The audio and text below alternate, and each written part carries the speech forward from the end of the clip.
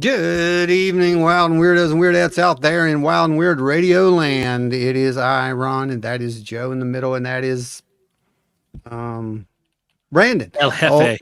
over there on the end. And yeah, we are here live once again. It's Thursday. Thank God it's Thursday, everybody. That means there's one day to Friday, and Friday Yeah. means one day to the weekend. And man, it's just that's why it's so great to be here on Thursdays. Joe. It really is, guys.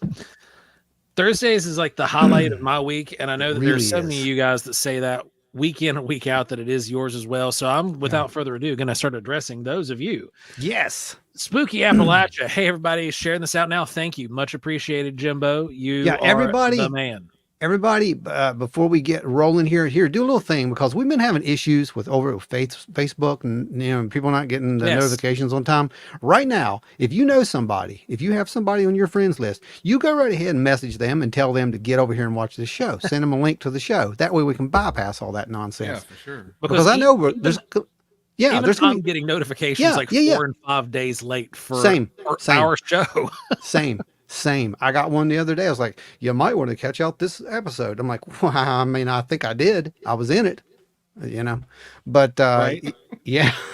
Anyway, go ahead, Joe. I just wanted to LW, thank you for being here, brother. Thank you, LW. Adam, good. What's going on? Teresa of Teresa's Haunted History. Good to have you in the house yet again. Larry Hose, who will be joining us later on the show with to go over some evidence there. Tommy Swiger's in the house. We've Tommy Swiger. The Julie Bug. Julie. Good to have you in the house. Fish Belly, as always. Pleasure to see you. Then we've got Terri McCullough, Ada Cox. Eyes in the Woods. What's going on? Lisa Beard. Hello, weird fam. Right back at you. Hello. Then we've got Octopus with No Friends. What's going on? Good to see you back this week. Del Ty, how you doing? And we got D's in the house. And Chris Coots, what's going on? Now, we know there's I don't know, about 20 more of you guys out there watching right now. Go ahead and chime in the comments. Yeah. We're going to shout you out. I promise. Yeah, come on. Don't be shy. These guys, they are our friends. But if you come in the comments and say hello, guess what? We're gonna greet you just the same. You're probably going to turn into be Bob. one. I don't know Bob. who Bob is, but hey, Bob. Hey, Bob. Good to have you in the house. Donna Ho, what's going on? Then we got Ashely Hilt in the house as well. Ashley. Nikki Bennett. Nikki. Finding the Trackway. The week is Finding the Trackway. Over.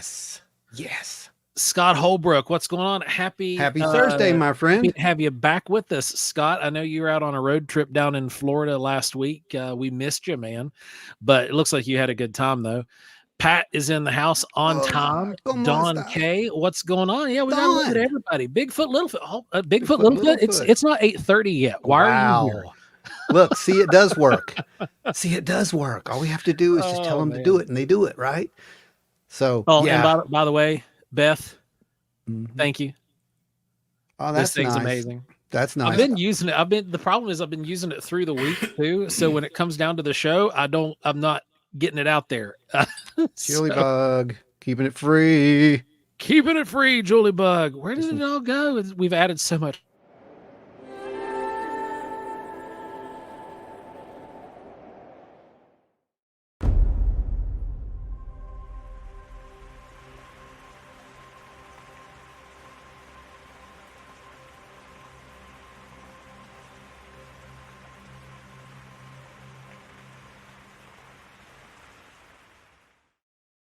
My God, that is 17 seconds long. Yeah, Julie Bug's out here making it rain sky daddies. Everybody. Yeah, it's soothing. For a second.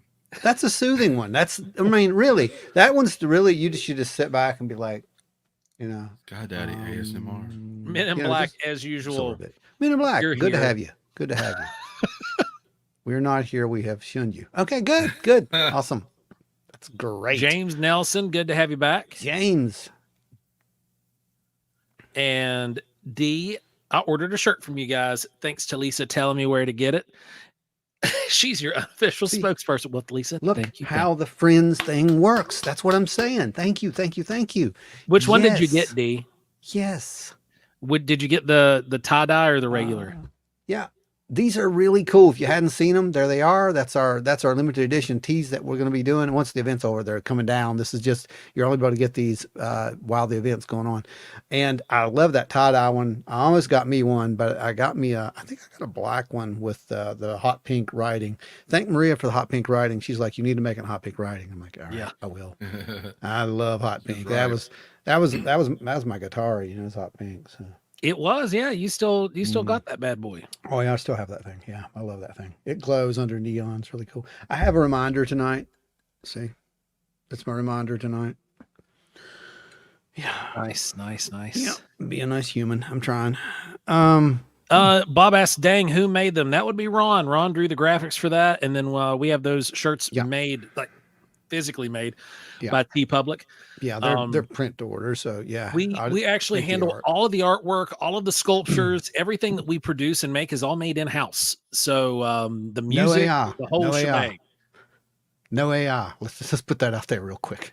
Hot pink is hot. Yes, Ashely. Yes. The Fob Daddy's in the house. What's going on? Fob's here. Look at that. Oh my gosh, that's so cool. We have a full house, Joe. Look at this. We do. So tonight we have a really cool episode, and we're going to be Ada.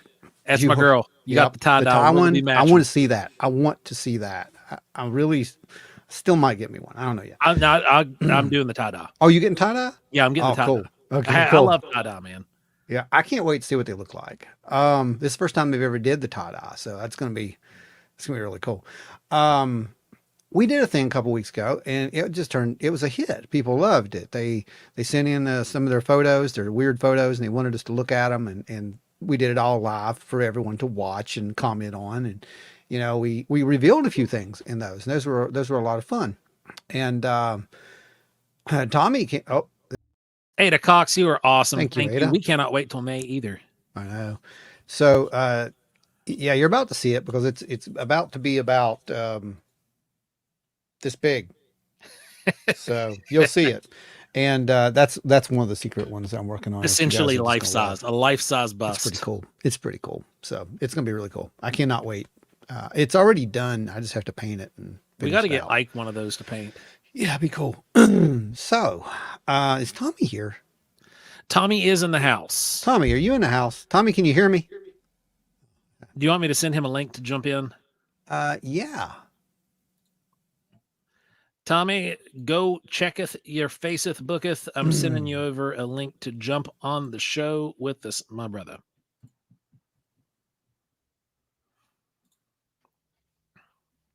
Yeah, there we go. I like to do that. It's a little Who reference for you people who know. If you know, you know. Tommy. Link is in your messenger, brother. Just go ahead and jump on as soon as you see that. Yeah. So while we're waiting on that, we have, I put out the thing. I said, hey, can you guys, what we got there? Been watching on the TV? More said, hey, everybody, been watching on my TV while the old laptop's firing up. Sweet.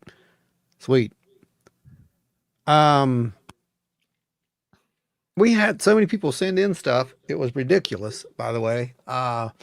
we got everything from UFO pictures to ghosts to, I don't even know. We've got orbs. We got all kinds of stuff. It's like a smorgasbord of the paranormal tonight. And we're going to be looking at all that stuff live, and you guys will be able to watch and see it. What's that? Scott says, because Scott was down in Florida this past week. He was down there in Cheer Hill in Orlando with his daughters in competition. And had a Bigfoot experience. Had a Bigfoot experience last night. An old swamp ape down there? My dude. You got to talk about that. That's not something you just drop. You got to tell us about that. If you want to jump on the show here in a minute, just say the word. We'll send you a link, and you can talk about that on the show too. Because we've got Larry coming on later too.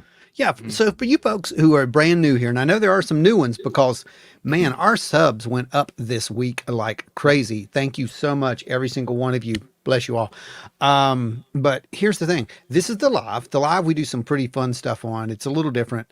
And it's not your typical podcast. Our typical podcasts drop on Fridays at 8. And they're a little more structured, a little more informative and whatnot. This one's just a lot more fun. But we're going to be going over some really cool stuff. So basically, consider yourself a part of the investigation tonight. That's what tonight's theme is. You're part of the investigation. You're part of the collective tonight. So welcome aboard. You're now members of the West Virginia High Strangeness Collective. Randy says, "Oh shoot, ghost possum could have been analyzed." Oh, believe me, we tried to analyze that ghost possum, and that I don't know what that thing is. Danny Buckner's in the house. Says, "Joe, still haven't been able to get out. Oh, I can't wait. Hopefully your back's feeling a little bit better, man. And we can try and get out. We're actually going to be heading in your general direction here in the next couple weeks, so we might actually be able to meet up. Start calling off these wonderful, wonderful, wonderful people when it rolls back around who support this show. Yeah, I'll start sounding them off. Yeah, because it's getting longer and longer. If you don't catch it in the beginning, you gotta wait a while now. But this is I throw it in there every now and then just to let it run because it's just our way of showing appreciation. Well, I mean, they did it. Who keeps this thing free for everybody and exactly keeps everything from going up on Patreons and behind paywalls. Exactly.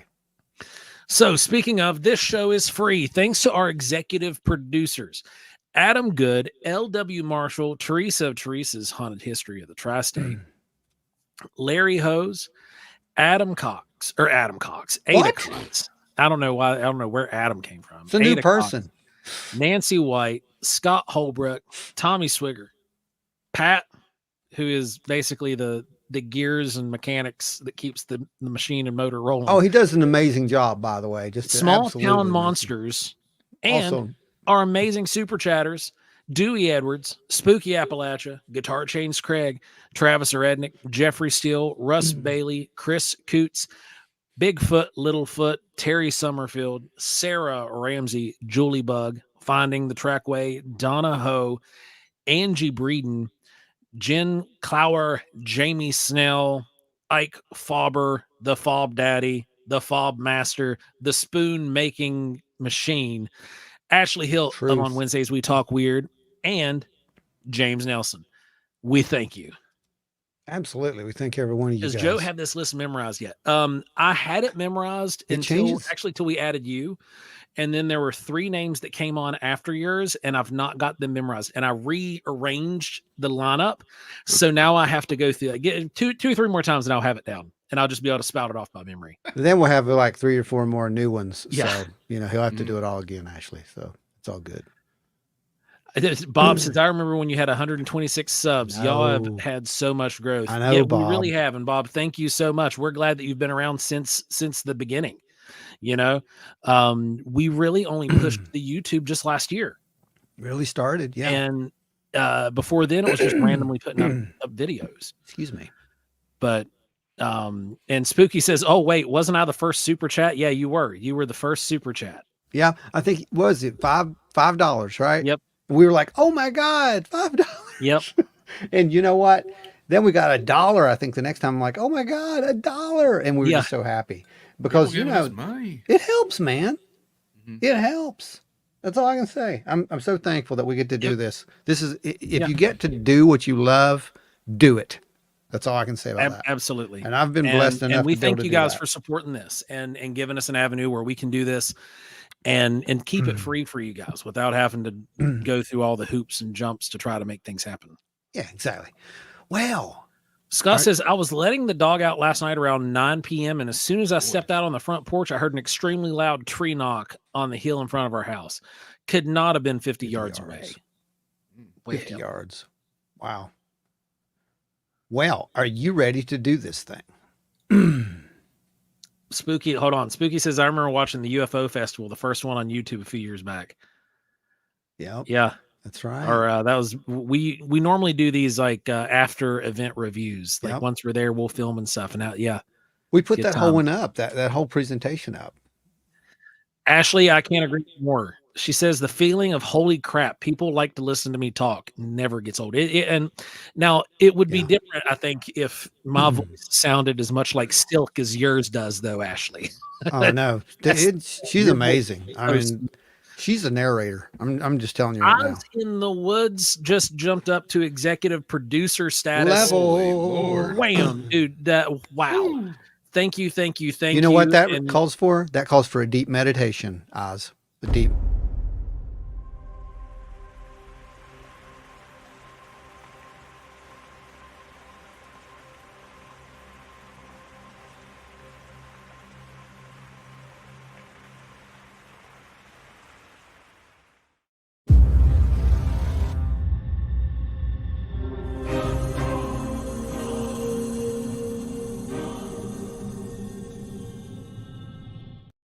There you go.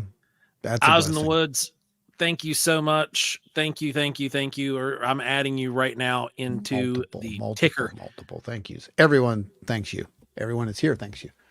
Okay. What? Why ain't it letting me? What'd you do? Have we topped them out? That's not good if we topped them out. Oh my gosh. We'll have to make a new one. Yeah, I bet you have. Surely not. Nope, yeah, there it is. Oh, did it work? Okay. Yes. It does have a top out, I'm sure. You can only do like so many words. So we'll have to make multiples at some point. Okay, are we ready to bring our guest on here and get this thing going? Yes, I'm ready to kick this bring him on. Ball down the field. Brandon, what do you think? Yep, let's do it. Because I know that Brandon has analyzed this photo, I think just about as much as Ron has. I have not. There's been chaos. We're all going to do it live. It doesn't matter. You're all going to see it live. So we're going to go over it live, and Tommy's going to give you guys the backstory. Without further ado, ladies and gentlemen, we bring to you Tommy. How you doing? Tommy, are you there? Oh, hold on. It's I'm here. Why is it not bringing him up? I can hear him, but it's not letting me add him to the... There he is. There he is. I got you, Mr. Swiger. All right. Okay, so the backstory. We're gonna start with that. Yeah. This photo was sent to me by a few different people. It was put on a group online, and they sent it to me just out of curiosity. Just we share stuff all the time. I was really intrigued by it. I mean, there was just so much going on with it. I felt that I needed to dig deeper into this and find out the source of the photo and whether it was real or not. But this with all ghost photos, who knows if they're real or not? That's what we're here to figure out for ourselves. I think the photo, whenever you want to go ahead and show it. You ready? Okay. Yeah. Let's go ahead. Yeah, let me pull these both. I'm going to pull them all up. That way I've got them out here. Just one thing is we're not going to release any names or details or locations on the photo. It's for everybody to decide for themselves what they think of the photo. Okay, there's that one.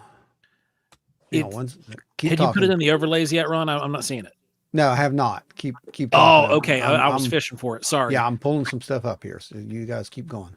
Okay, so these photos that Tommy sent in earlier in the week, they're very intriguing. Okay. We like Tommy said, we are keeping the owner of the photos anonymity here. They gave us permission to air these. They also gave Tommy permission to share these with us. So this went through a full chain of custody before it made it to here. And we did it the right way. Like I said, we're not going to owner. Tommy, you are free to speak about the history of the home, right? Yeah, sure. Yeah, the history of the home, and I'll just mention first names of the people in the pictures. Can you guys see that?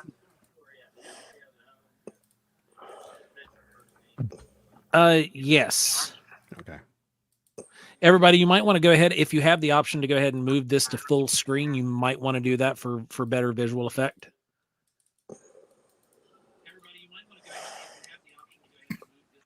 Okay. Donna Ho's making it rain. Wherever it went. There it is.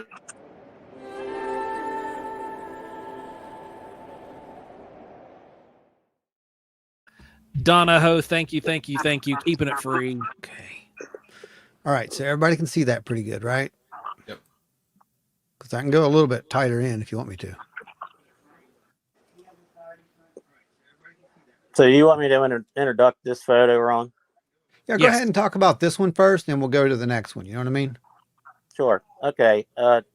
These photos were taken by a drone in an old farmhouse, obviously, and around 3 stories up in the air. and this would be the attic, is what I was told. You are looking, at old glass, and old glass has a tendency to So have a these are certain effect. poured windows, right? Yes. Okay. Yeah. So again, it has a tendency to take an effect, on the reflection. They're not crystal clear like our new age windows are by any means. So let's keep that in mind as we look at this thing. Right. And the this would be the first drone shot. Yeah, that's the first one. That'd be Ready the for first number drone 2? shot.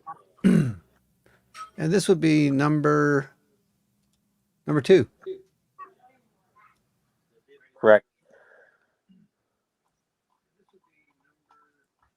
I gotta wait for my TV to catch up so I can play catch up with you. And there you go. It's like you're on the Number space 2 shows station. something anomalous. Right. So it would seem. Yeah. Yep. There's claims that there's a man with a beard in the right window, and people see a little boy and whatnot. But I truly haven't seen anything. Yeah, I can't see anything in of here. that nature. But on the left side of the glass, and that's just pretty amazing to me. You guys can see that, right? So we're going to actually take this up a little bit so you can see a little bit better.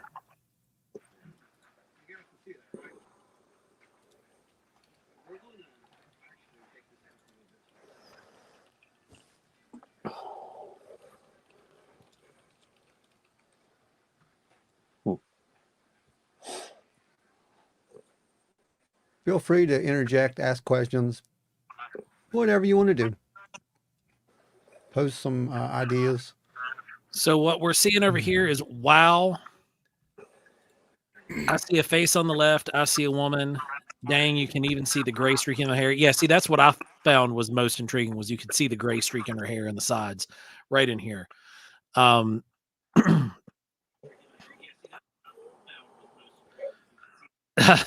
In black says Shazbot, we see Tudor's biscuit wallpaper.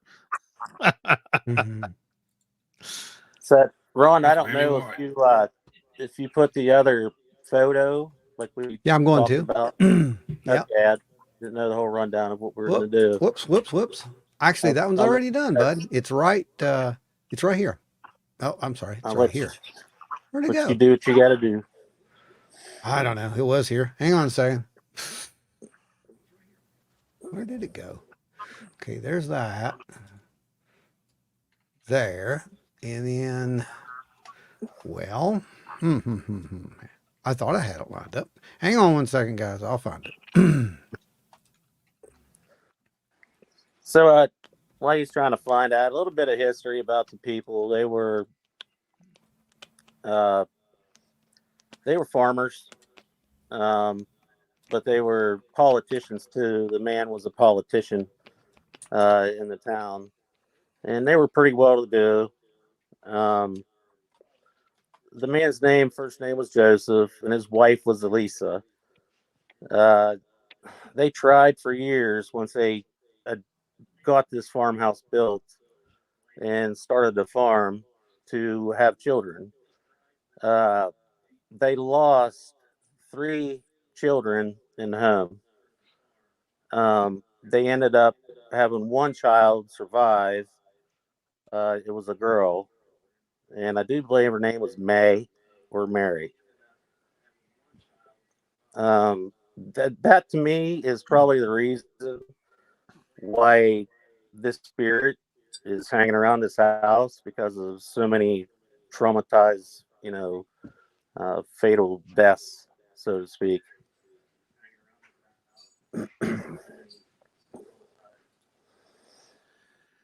So, Hey, somebody had asked what town this was in. I'm not going to give it away. Okay. The state was Ohio. Yeah. So it was in Ohio. Yeah.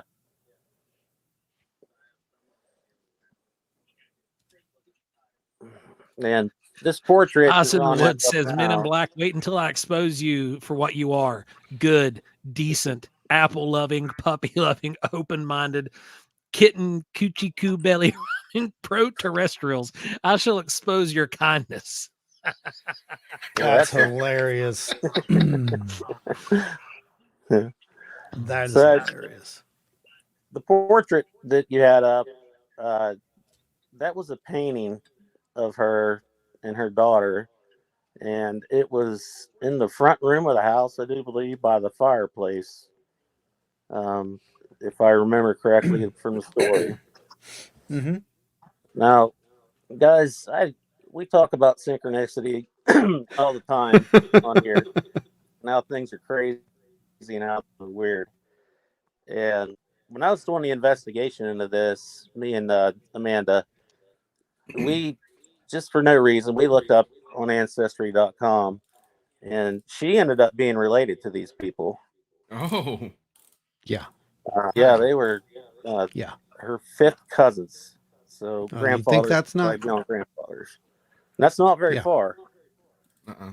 So, and that's the kind of stuff we see. We see these weird synchronicities, right, Tommy? We've been talking about this. I mean, anyone who listens to the show knows this. Right. Yeah. You know, go ahead, Ron. No, take the floor. You're good. Okay. So, you know, we have a couple photos too of actual pictures, you know, of the people. And, you know, just to look at a few of them and to see the face in the window, it's almost a dead ringer to me. You know, it's just the, so let me the pull bun those. hair. So I'm good to show that, right? The cropped out. Yep, you're fine. Okay. Let's see over here. Just make sure so was she drawn to this house for some reason? Got it. You know, Joe, I think it was because of the death of her children, and they tried so many times to have children, and you know, she lost a bunch of them. Well, not a bunch, but 3. That's a lot. Yeah, that's a lot. Yeah, that's a lot of misery and sadness for her to, you know, in that house.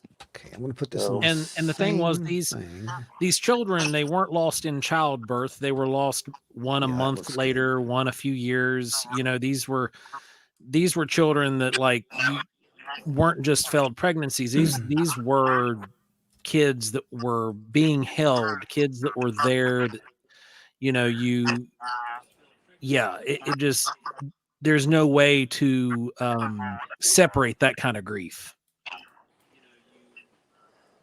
No, absolutely not. You know, I think that's what draws her to this house to this day. If indeed, in fact, it is a spirit, it would have to be her, in my opinion. And I'm sure there might be others out there with their opinions too. There's two things. We've talked about this. There's only two things that can be. There's only two things that can be. That can be, and by two things, I mean like two things like that we could explain it away as. Of course, the third being it is what it is. The camera caught something anomalous. It's either A, we're looking at pareidolia, you know, the famous old pareidolia, right? Or B, we're looking at somebody inside that window.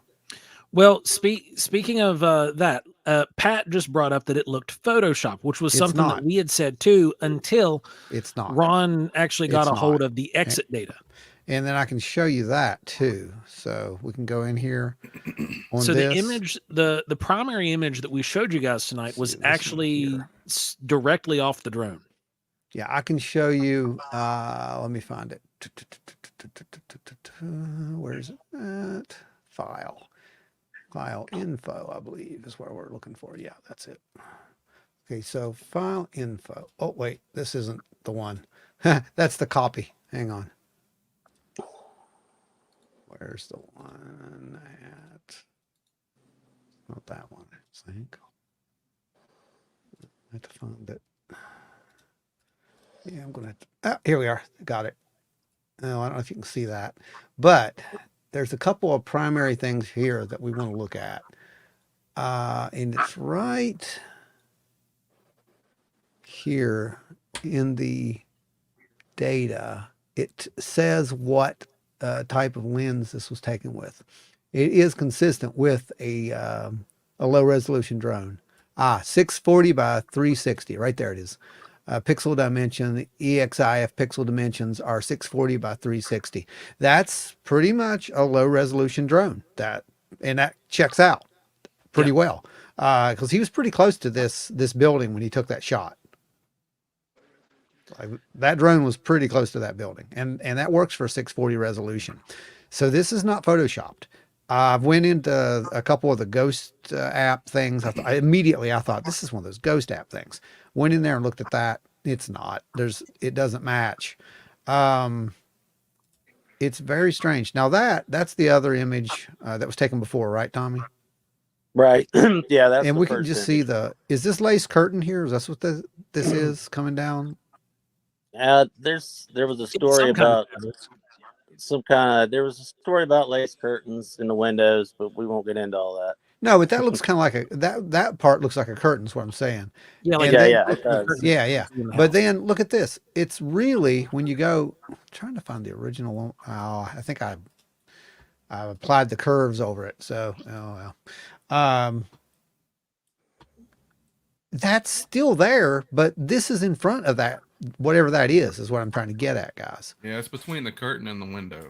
Right? That's what I'm seeing, right, Brandon? Yeah, whenever you run it through high pass too, and you can see it's extremely defined when you run it through high pass. Yeah. Yes, those high pass photos that you sent, Brandon. Ron, I'm going to snag one of those and throw it up to show our listeners what he's talking about. Yeah. I mean, it's pretty defined. And what that shows right there, as far as I'm concerned too, is you see this, right? This is where people mess up, by the way, when they do an overlay, or when they do a composite. They don't get all these little nooks and crannies. And there's usually a telltale sign of where a mask is. There's none of that here. This is perfectly inside that. I mean, it looks right to me. It all checks out pretty much to me. That's. So, guys, while we're going through all this right now, don't forget to go and mash that like button. Yeah. Smash that thing. Let everybody know you love what you're seeing, or at least let us know you like what you're seeing. Yeah, because if you guys like these, like I said, we'll do more of these, and we did have a lot of people who sent in some stuff. So if you want us to look at your stuff like that, yes, send it in. We'll definitely go over it. So, what's the consensus between the three of you? Yay, nay, something there? I think there's something there. That's just me. And what's really weird about this, and I was trying to bring it out here, is just to show you guys. If you look at this, what's really strange to me is that we've got, and again, it's distorted, which makes no sense. And if someone's hoaxing this, they would not do that like this. This looks like a dress, but it's not right. This looks like that is a. It looks like a cloak with exposed chest, right? And it's cut right here. It's cut right here, right? Yeah. I mean, I don't know, man. I mean, this almost looks like this is what I'm getting at. Like, that looks almost like the same type of clothing to me. I don't know. It's just, except for the bottom. Yeah, the bottom is different, of course. This part's different. It looks but like it does. To me too, on the left side of her head, she's got like a bow or something in it. Right here? Like right here. Headdress thing. Yeah. Right, what Ashely just said something here. She's like, I think it looks good, but it doesn't align with my personal beliefs about ghosts. No. But I'm not here to yuck anyone's yums. Well, that's what this show's kind of about, is to talk about the data. So what is it personally? Because me and you, I think, have shared a lot of theories alike with the whole ghost phenomena. And I think that this kind of could even fall into one of those time slip type phenomena. That they just happen to capture a ripple in that time. Because clearly this subject that could be in the photo, if it's not pareidolia, it very well could be a later period in time version of this person. Or it could be someone else entirely different. But she's definitely wearing Victorian era clothing. Yeah, that's the weird part. Pat says, my thing is that the curve in the first photo is there and then it's gone the next one. How long in between were these photos taken? Not very long, Pat. In fact, let me go in here and I can. I'm gonna throw those high pass photos up, Ron. Go ahead, do that, because I have to go look for this. So hang on. So if you look at this, this is consuming the full screen right now, guys. You can see where the definition that Brandon, when he ran this through the filter, he didn't make any augments to it other than running it through a filter, and you can still see the subject is clearly defined. You can almost see it better in this frame. It looks like the arms are crossed in front of the waist. It looks like you can see the end of the top piece of the garment that falls about mid thigh. I mean, it's odd. And then this is one that I ran. Now I'm gonna not lie. I ran it through a filter on Photoshop Express. So this is not like the fanciest, but I cropped it out to give you a bigger view. Mm-hmm. And you can still see that that cut line right there where the end of the top piece of the garment would be. You can see where whatever it is, the shawl, cape, whatever, would be appearing across the shoulders and crossing over the chest. It looks like there's something there, and according to this filter here, there's something definitely there. What that something is, I don't know. Yeah, I had that pretty low too, so I wasn't cranking up the definition. It was only like 4.0, I think, out of 100. So it was pretty defined. It's more defined than reflections usually are in a picture. Oh, Okay. Yeah, you're 100% right, Brandon. Okay, now I'm going to overlay this. You can see that, right? You guys can see yes, that? yes, Right, we so can see it. I'm So going to Ashely says, yes, that the backstory doesn't matter so much to me because I don't think spirits hang around. A time slip seems to be much more likely. And with these time slips, if you listened to our episode on time travel, there was a lot of talk about these time slips and how these people can appear. They don't 100% form solid in our reality that we can see. They seem almost transparent, like they're translucent, that you can see through them. You can see, it's almost like augmented reality. So I'm going to put a line around this. Let's make it red because everybody likes red, right? Okay, Yeah, red circles. Yeah, just we'll throw do like red. a bunch of red circles all around it. We do red squares. So here's the thing, right? This is the movement of the drone. This one is cropped in. He's in kind of close when he took this shot. Remember, that's how the thing was shot. So there's this shot here, and then we have this. So we can see that drone moved. And it did not move very far. Not only did the drone move, the image itself gets crisper in that second image. You see that, right? Mm-hmm. See how kind of out of focus it is over there on that window, and then all of a sudden, boom, it's in focus, and there it is. It's just very odd, and it does shift. I mean, and it doesn't shift very far, which means that it was taken pretty much like he's here Click, and click. Like the drone's moving and a rake and click, click. Yeah, literally what it looks like to me. Yeah. And it's pretty obvious that he took this shot and he probably didn't even know he had that. I mean, until later, to be, perfectly honest, because a lot of those cheaper drones, you have to take the card off. So he was just shooting. Conveniently, Yeah. Conveniently, this drone seemed to be raking to the left, finding the trackway. So it was doing the time slip again. It's just a hump to the left. What did you say, Tommy?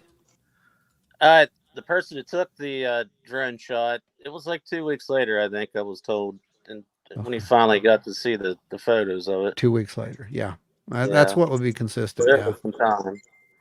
Yeah, we can definitely see it moved because we can see over here in this one the tree reflection right there, and then the tree reflection's up here. So it didn't move very far, but it moved, and that's consistent with click, click, like Joe said. It's like it's just strafing. Like he went up and is strafing across and taking a few shots, and there's probably some in before and some after. You're just looking for the best angle once you go through. I mean, that's what we do when we do photos. Yeah. You take a dozen or so photos of the same subject at different angles, and you pick out the best ones. I think he just got lucky. I mean, 100% with you. I think that's just a 1 in a million shot, and it rates right up there with some of the better ghost photos I've seen. I mean, whether it be real or not. Nobody really knows for certain how long time slips last. They can last for a millisecond for all we know. He just got lucky enough to capture it. Right. Exactly. That's what I'm getting at. So if I had to guess, I would say that's probably what we're looking at, if that's real, you know. But it's definitely something interesting. I mean, I think it's a heck of a find. And then having, you know, like you said, the follow-ups with finding out, you know, the relation and all that. It's just like, wow, that's quite a story, man. So it's quite a good story, I think. And it's probably going to rate right up there in my book as probably one of the cooler cases that's been brought to the table in a long, long time. That's just really cool. What Anita's saying right here, she did send me 3 photos of an individual that looks eerily familiar to the subject in the window. Really? Yeah. And it's it's a friend of hers that passed tragically a few years back. Oh, wow. And now she's not dressed in this period specific clothing, but it's the face does resemble. That is something. That's pretty wild. Scott said I would like to see him go back and take photos again and see how it compares now. Yeah. We've actually asked about that before too. Just trying to get a different, you know, perspective and whatnot on it. So, but I don't know. Yeah, Tommy, you think there's any chance that they could ever get back in there and try to get another shot at a different time just for a comparison, or is it off limits now? I don't know. I could ask some questions, but I'd highly doubt it. To be honest with you. Yeah, that's what I was thinking. Yeah, I was thinking the same. So we're really lucky to get to see these guys. Thing, you know, they're not interested in anything. Yeah. You know, like this, and but you know, I seriously doubt it. Yeah, so. I understand. Yeah, and you get a lot of that. You get a lot of people who are just like, you know what? I don't care. Where'd Tommy go? Why is it doing that? It's not there. It is. They get a lot of this, you know, where it's just like, I don't care. I'm, you know, it's just this or that, and I don't want anything to do with it. So you get that. I mean, I totally understand. Besides, you don't want a bunch of people coming and trampling, you know, your yard and taking pictures and crashing a drone through your window. Well, you don't want Zach Bagan showing up. Or that. Especially that. Possessed in the process. Oh, geez. But yeah, man. So that's just awesome. And like I said, we're lucky to get to see this. Yeah. And I really thank you for reaching out and saying, hey, what do you think about this? And I'm like, I think it's one of the best ghost photos I've seen in a very long time is what I think about it. It's a very anomalous photo. You know, my first take on it when they first shared it, with me was that this looks kind of like pareidolia. But then when it was ran through the filters, I was like, wait, well, those should have disappeared if it was pareidolia. It's wild. And I think Tommy froze up there again. Tommy, did you freeze? He did. I think Tommy froze. froze. Sky Daddy. R.I.P. Tommy. That could be it. So what's everybody's opinion now? I didn't get to see anything. I've been over there in the lab. So what are they all saying? Well, I shared ones that were. Who says it's demons? Because I know somebody did. Pat. I knew it. I didn't have to look at it to know that. So Anita gave me permission to share the picture that she had sent. Okay. So I'm going to post that and show that as well real quick, if that's okay.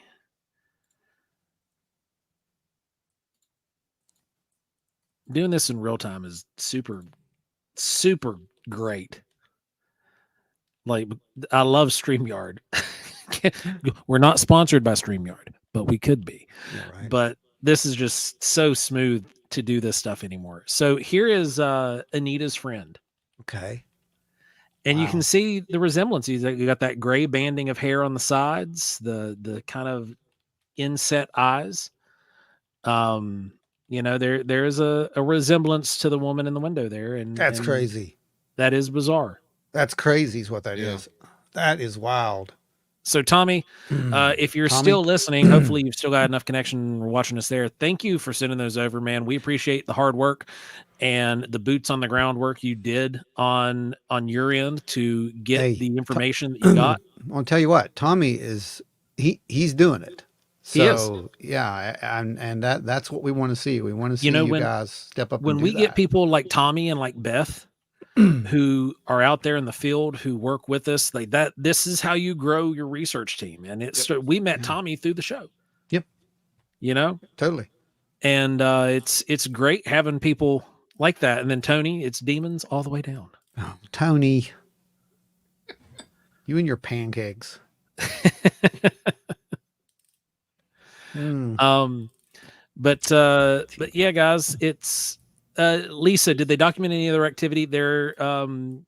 There hasn't been anything like that. So homeowner wants nothing to do with it. Yeah, homeowner is completely hands off. Doesn't want. We were lucky enough to. Tommy was lucky enough to get the info that we got, and I'm really happy that we got to get the information to go with the photo. That's right. Yeah. Like that right there, what we were able to get is the maximum of what we're able to pull out. And Tommy, for that, we thank you. Yes, good work out there, thank you, my friend. And I'll make sure that the next time we meet, we'll slap one of these on your car. Yeah, he's earned one. Oh yeah, and actually, no, no. That's on his meter. Okay, he got one on the meter. Yeah, what was that, Brandon? That goes to show to everybody who does drone photography to keep a close eye on your pictures because you never know what you might catch. It's for real. Yeah. Yeah. Jen says showing up late to the party, so only got to see the photo for a moment. But have you ruled out pareidolia? I'm gonna throw up this high pass filter photo. Yeah, do the high pass photo first. And you can see there on the left the subject is still there. Yeah. Like that's what's really weird about this one. Yeah, the whole thing too, not just part of it, but the whole thing is still there. Yeah. Yeah, it's weird. I don't. I would love to say this is pareidolia, but I can't. Not on this one. I don't know what that is. Time slip, like I said. Call it a ghost. Call it what you want. But I think that there's something in that window. And since Jim's late to the party. Here, Jim. Pull this back up. How much did she get to see? Did she see anything? Hey, Anita, I looked at that tree or the photo. Well, I looked at the file. I just sent you back a message. It says it's invalid file type, so it wouldn't show up. As for Lisa's question there, did they have any, or makes me think that they had activity but don't want to believe. Yeah, probably. It's very likely the case. That is something happens. that you see commonly. Yeah, that happens. It tends to be with the really religious people too. They just don't want to acknowledge it. Sabrina Ray, welcome to the house. Thanks for joining the show. Sabrina. She says, wow, definitely something there. Yeah, we think there's something there. We just don't know what. I really don't know what that is. For an old house, I thought the roof and siding looked good. It really does. It's been well maintained. Yes. I'd say that's probably on some kind of a historic record kind of deal, and they get tax deductions for being able to keep it up. And a lot of historic places, man, you got to, that's part of your deal. Part of the contract. Yeah, you got to do that. So throwing that high pass in there. And then if we take that high pass and we do a overlay with the high pass, we can bring out even more contrast on that subject a little bit. And there she be with her little silky looking top and everything. I swear that looks like silk. That has the same sheen as a silk or a satin would. That is just crazy. I don't know, guys. Can you make it bigger? So you can see it better? How about? No, that didn't do anything, did it? Interdimensional Wookiees that are projecting the ghostly image of an old woman. That's what it is. That's just Leia asking for help. Oh, yeah, that's it. You nailed it. You nailed it. Oh, Tommy said they actually remodeled the house.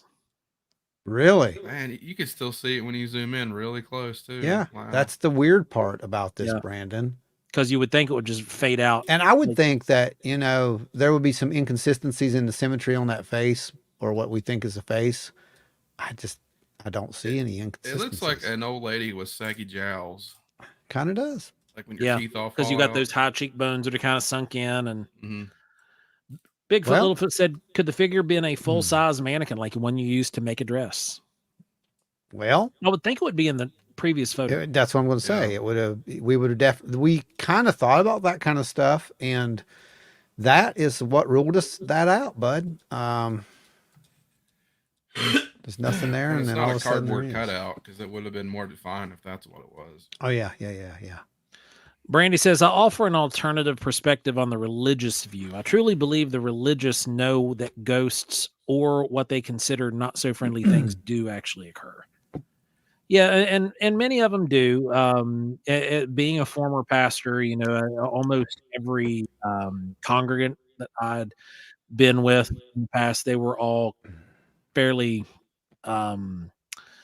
open to that kind of stuff, and were aware that there's an unseen realm, so to speak.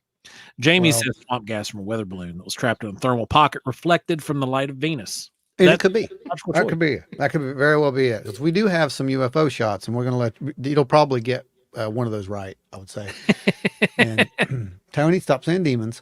Oh man. Okay. Who's next? Which one do we want to do next? Do you want to go ahead and bring Larry on? Does he Or do want you to wanna come on save now? him? Or do we? Let's bring him in later. Let's do some photos, and then I'll go ahead and I'll shoot Larry the link, and that way he can be ready. And then we'll do the photos first. Okay, let's do the photos first because I've got Photoshop open. So let's just go ahead and do that for now. So let me close this. Yes, Julie Bug, there were some trees near those windows, and that's what you can see in the other one's reflection. You can see the tree branches and such. Well, what's even weird is you can see the tree branch in the reflection over that. Yeah, you can. That's why I'm kind of ruling out pareidolia on this because look, okay, I'm sorry, I got to show it again. It's just how it is because it's just too, like I said, this is probably one of the better ones that I've seen. So look, we can actually see the tree branches right here. And then you can kind of see, get in here. You can kind of see just a little bit of the branches right in this region here. And right in this region here. Of course, I can't tell if that might be part of this. I don't know. But that's the weird thing about this. It's just weird. This is a weird image. It's like she's overlaid the reflection of the tree. Right. But not only overlaid, Brandon, if you look at it, it's like she's overlaid, right?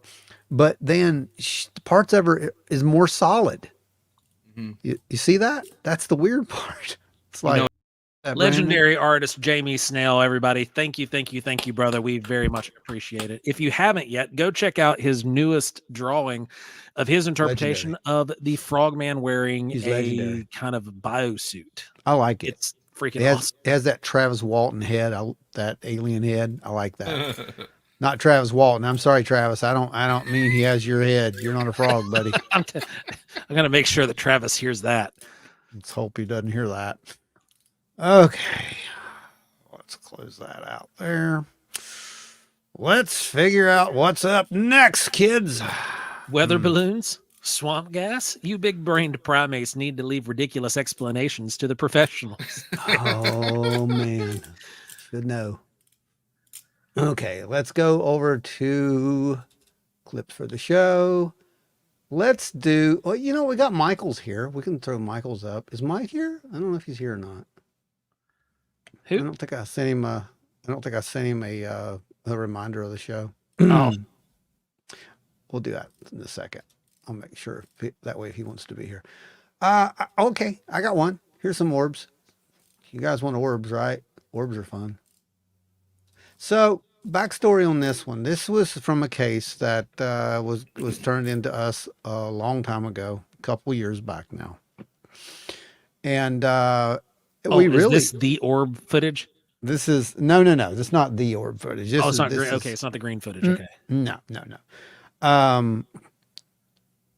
We had a witness who was seeing things going on, and we were like, "Well, it's obviously this is a military activity. This is planes." We thought we were just gonna be able to pretty much rule this out and say this is an easy explanation. You're seeing planes. This is going to be easy, and it turned out it was not easy. There were more and more sightings that took place over a period of about 3 years, and it got a little more interesting with each one. And since then, the witness has come to kind of just accept it for what it is. There's no ill intent or anything at this point, but these are some of the images that she managed to capture. And here's a good one. Here's a really good one. We'll start with this one. Setting, share screen. And here we go. There's one in the tree. And there were many different ones. There were orange ones, there were bluish ones. Mostly orange and blue though. And that color looks very familiar, actually, because we see that because color that's an show amber up. color. That is the amber orange. Yeah, we see that color. Not an show- owl. Definitely not an owl. We see that color show up quite a bit in these orb type cases. And why is it doing that? Here. There we go, guys. You can see it now. Sorry. Now you can see it every bit better. Well, okay. I guess I'm okay to say who it is. It's Dawn, because she's down there in the chat talking and answering your I questions. have videos of the So, white ones. She does. She has videos of white ones too. But we've Yeah. got some stills from that I'm going to put up here, and I'll let you see that too.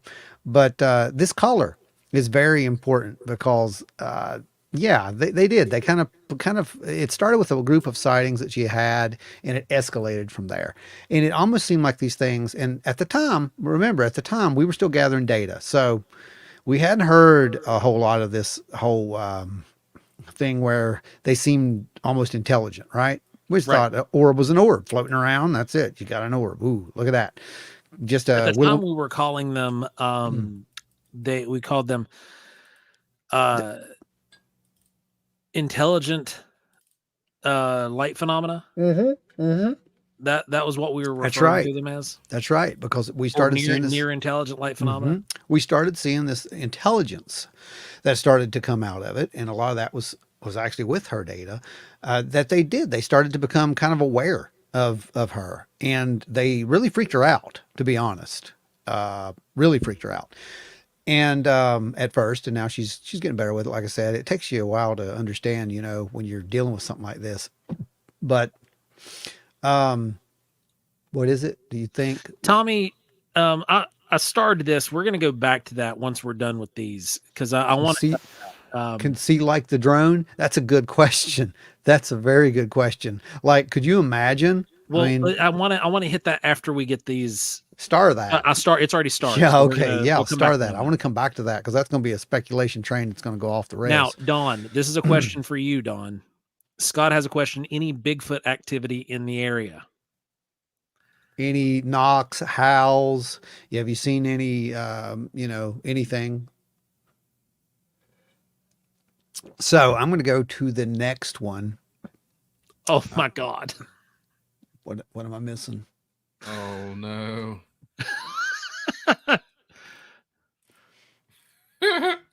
What? That's the best spammer we've ever had. I see it. I see it. Hilarious. God. I almost hate to get rid of it, but it's got to go. Love it. Not that I've seen or heard. Referring to the Bigfoot. Must have high numbers right now for the spammers to start. Pat says, any raccoons in the area? Yeah, there's a lot of raccoons in the area, and there's their eye shine doesn't match the amber color. It's not only that. These things are in the sky. I just chose one to show you near the tree because I wanted you to see something that I see that we don't see a lot with orbs. Look, it's almost like it's lighting this tree up right here. You see this? Yeah. Can you guys make that out? That little slight coloration over here? Or is it? Yeah, you can see it. Yeah, it kind of looks like it's lighting that up, but is it? I don't know. Don says some raccoons, but more owls and deer. These flew around in the woods, and there were 5 together and made triangle formations. Yep. That's the weird part. Don, why don't you tell us what we're looking at here? They were also solid metal when the lights were out. Yeah. Yeah. Yeah, they were metal spheres. Tony Breeden says ghost possum. Ghost possum. This one is really interesting. Yeah, it is. Yeah, it is. That's to say the least. This is really interesting.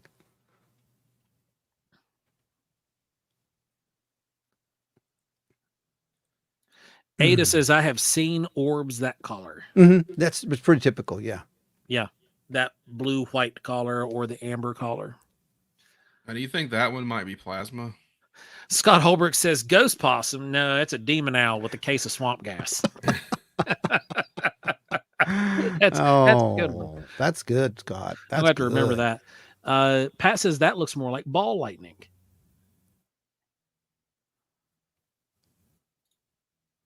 Now, does ball lightning leave a trail like that? It depends on the filter. Not the filter, but the shutter speed. The one I'd seen, no. But could it? Maybe. What? BigfootLittlefoot said, I had an orb like this come right up to a friend and I a few years back. It was similar in glow color. Yeah, dude, that's the same color that we saw that night out too. Yeah. Except ours was a lot smaller. Adam Good said, reminds me of the photo of the lady. Right? See, if your friend was Joe, he would Jamie Sale says Frogman's wand. What was that, Brandon? Frogman's wand. I said if your friend was Joe, he'd be trying to take it home with him. Yeah, he'd be taking it home with him. But here's the weird part, pareidolia or not, I want you guys to watch this. Okay? I'm not responsible for any nightmares or visions that you may have following this. Get it. Bring this in just a little bit. Give me an adjustment. Okay, it looks right. Adjustment. Brightness contrast. Pat says if you caught it right when it was moving, ground ball lightning could leave a trail. Yeah, it's all based off shutter speed and how quick it was moving. There we go. I'm just saying. I'm just saying. Because we do know that, strangely enough, that area, she has had what I guess you would call non-human intelligence interaction in that area. So I'm just showing you that because I know somebody was going to say eventually there's a face there, and yeah, it kind of looks like it, but I don't know. It definitely is a vapor trail though coming off the back of it, because right, the way that it dissipates and it's not completely solid. Yeah. Yeah, this is different, guys. This is something I have never seen. D says none shall pass. I'm a servant of the fire, secret fire. None shall pass. Yeah, I'm not sure what that is. I'm really not sure what that is. Angie says it's an angel. Hey, you know.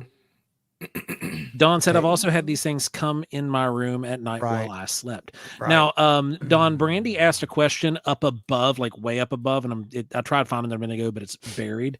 But Don, Brandy asked if you could explain the metallic sphere that you were seeing when the lights were out.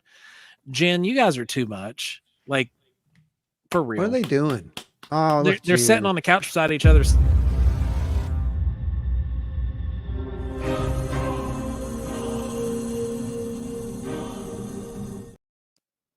Oh, so you like the photo analysis stuff? Yeah, guys, if you like this, let me know because seriously, we just thought we'd do it again, and I only thought I'd do it again because I was just going to do the one that Tommy had sent. But I was like, hey, you know what? That went Do a over whole pretty episode. good. Yeah, let's do a whole episode and let's make this a thing every now and again. It'll be a lot of fun. So Don says to Brandy's question, baseball to basketball sized solid metal spheres and came about 2 stories off the ground in a perfect line. Yeah. Huh. Yeah. Yeah. I'm And gonna pull this one thank up for you. you. Thank you, Jen. Also, Thank go you, check big out her time. latest Frogman. It's freaking amazing. Oh, it is. It's Yeah. I want the wand. Yeah, it's freaking cool. It's really cool. There we go. This is a close up, and we're getting a little bit here. That's where you can kind of see this one. And we can see it's not a solid circle. And look, Brandon, more of that plasma looking stuff that you're talking Yeah. about all around the edge of this. So we're not dealing with we're not dealing with a solid ball. You know? Julie Bug, you We got should it. do one a month.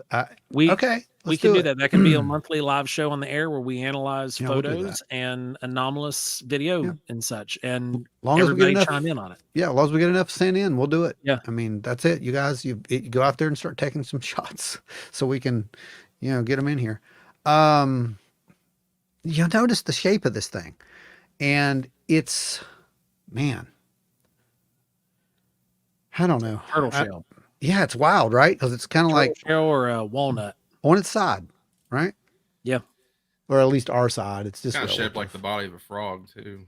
It's wild. It's just a wild image. It's really But cool. then again, if it's plasma, it would just be changing constantly. Right. Like a So lava let's lamp see. blob. So let's see if we can go in here and duplicate this and see if there's any kind of highlights or anything we're missing out of it. Don says the big one was bright white, big light, and it moved over the treetops and stopped at some point nightly. And while looking at it, would shift to a blue tall being. Okay, that makes sense. I mean, it does look a being. I mean, I'm just saying. You can see we brought out the data there that shows that wispiness on the sides there by doing the differences. You can Yeah. see the difference filter on it. And that just kind of shows you a little bit of the definition that you can't see that's kind of getting blowed out there. But let's just see if it does look 3D, doesn't it? It looks like that's it's got It does. depth. When you run through the filters, you can see almost the shape of it. Yeah, yeah. Don says one like that chased me in my Weird. car, and then one was very, very large. Weird and organic shape to it. And what I find interesting is, look, Joe, it's got this almost the center line that goes here. See the little bulge out here? Oh, yeah. See that? You It's can almost see like the there's bulge a on either center end, like it's a line. hemisphere. Yeah. Yeah, it's like there's a center line that goes right through that thing. And that's just kind of interesting to me because it's like, I don't know why that would be there for just a natural thing. So that's different. Yeah, it goes Yeah, that's right. interesting. You see that, right, Brandon? Like right Mm-hmm. through there to right there. Right there. They're going straight through the middle of It's that almost like thing. something passing through it too. Yeah. Kind of. Yeah. See that? Yeah. She said That's it was wild. half the size of my vehicle, a little more when I parked and filmed it, interacted, and changed colors. There, we can actually see that a lot better there, Brandon. You're going in right here. It reminds me of those slow-mo pics or Sure, that's what videos it's of a doing. bullet going through ballistic Something. gel. Yeah. Yeah, I see that. Yeah, I could see that. Like going through ballistic gel. Is that what you're talking about? Mhm. Yeah. Yeah. Well, even I could- any of them, that slow-mo picture, the way you see the expansion and the breaking of the sonic barrier. Or That's maybe a this good thing point. was about to shift form or something when she took the picture. Julie says, Don, how close have you been to these things? Too close. Too close. She's been too close. Don said I can share a video for next time of this interaction with my best footage or one of my better ones. That works. Oh, So there's that line, that axis line for you guys who can't see it. It starts right there and ends right there. And it does. I mean, I don't know. That's wild. That's Randy pretty cool. says, were you scared or did they seem friendly? And Don said that one was low in my driveway. She's been through all gamuts, from Yeah. fear to acceptance at this point, and it's been a long road. Let's put it that way. But it's a really interesting case. Like I said, we've been working on it for, God, I don't know, when did it start, guys? 2 years ago? Was it about 2 years ago? When we No, started? 3 years ago. It was 3 years 2020. ago? Was it 2020? It was late 2020 when it started. Yeah. Yeah. And then it escalated, which is what we saw with most of this stuff. There's an escalation period. It At least it was starts late slow 2020 and- when she reported it to us. Yeah. And then builds up. Yeah. Don said I had months of chances to try capturing them, and yes, I was freaked out. I thought they came to get me. Yeah. Things present. But I'm here and alive, and if they wanted to hurt me or kill me, they would. Exactly. She says 2021 was when she started. Okay, 2021. I thought it was somewhere around when we did Wineberry. Brandy, I think she's actually fairly close to your area. Now, Don, what are we looking at here? This is It's like a jack-o'-lantern face. this is a very weird. That's a space jelly. I know, right? Star jelly right there. Let's see if I can bring it out a little bit. Because a lot of times, guys, what you don't know is your camera catches more data than you think it does. And if we can just get it into Photoshop, good if we can get the uncompressed, which means when I... Right, we had to have a raw photo. When you have a sighting, people will send us stuff all the time. They're like, I can use this. I'm like, well, I can, but if you had the original and could send that from the original, you saw what that did. It gives us the data so we can actually pull that, make sure everything was legit, first of all. Second of all, there's data there. And what happens when you share it over on Facebook or Messenger is it compresses that data. Yep. The pixels get compressed and you get a little fuzziness. But with something like, this, you don't want to lose that because it's already fuzzy, So look, there's data here that you can't see. Now, try to go in a little bit more on that. And you can see those colors that are here, which means that there's like a light being cast by this thing. Jamie says it's Inky from Pac-Man. It's what it looks like. Look at that. Men in Black says that's an image from an arcade game. Turn the contrast. But Brandy all the way asked, are you down near and any crank the nuclear, brightness up. chemical waste or anything like that? There is a National Guard, There you go. Air National Guard near her. Fixed it for you. Yeah, there you go. That's perfect. There you go. All right. Enough of that. Can't be serious all the time. But yeah, I mean, isn't that wild though? I mean, It really is. And Dawn is one of Dawn was the second case of consistent contact. Yeah. That Consistent we'd had contact. come Yeah. to us.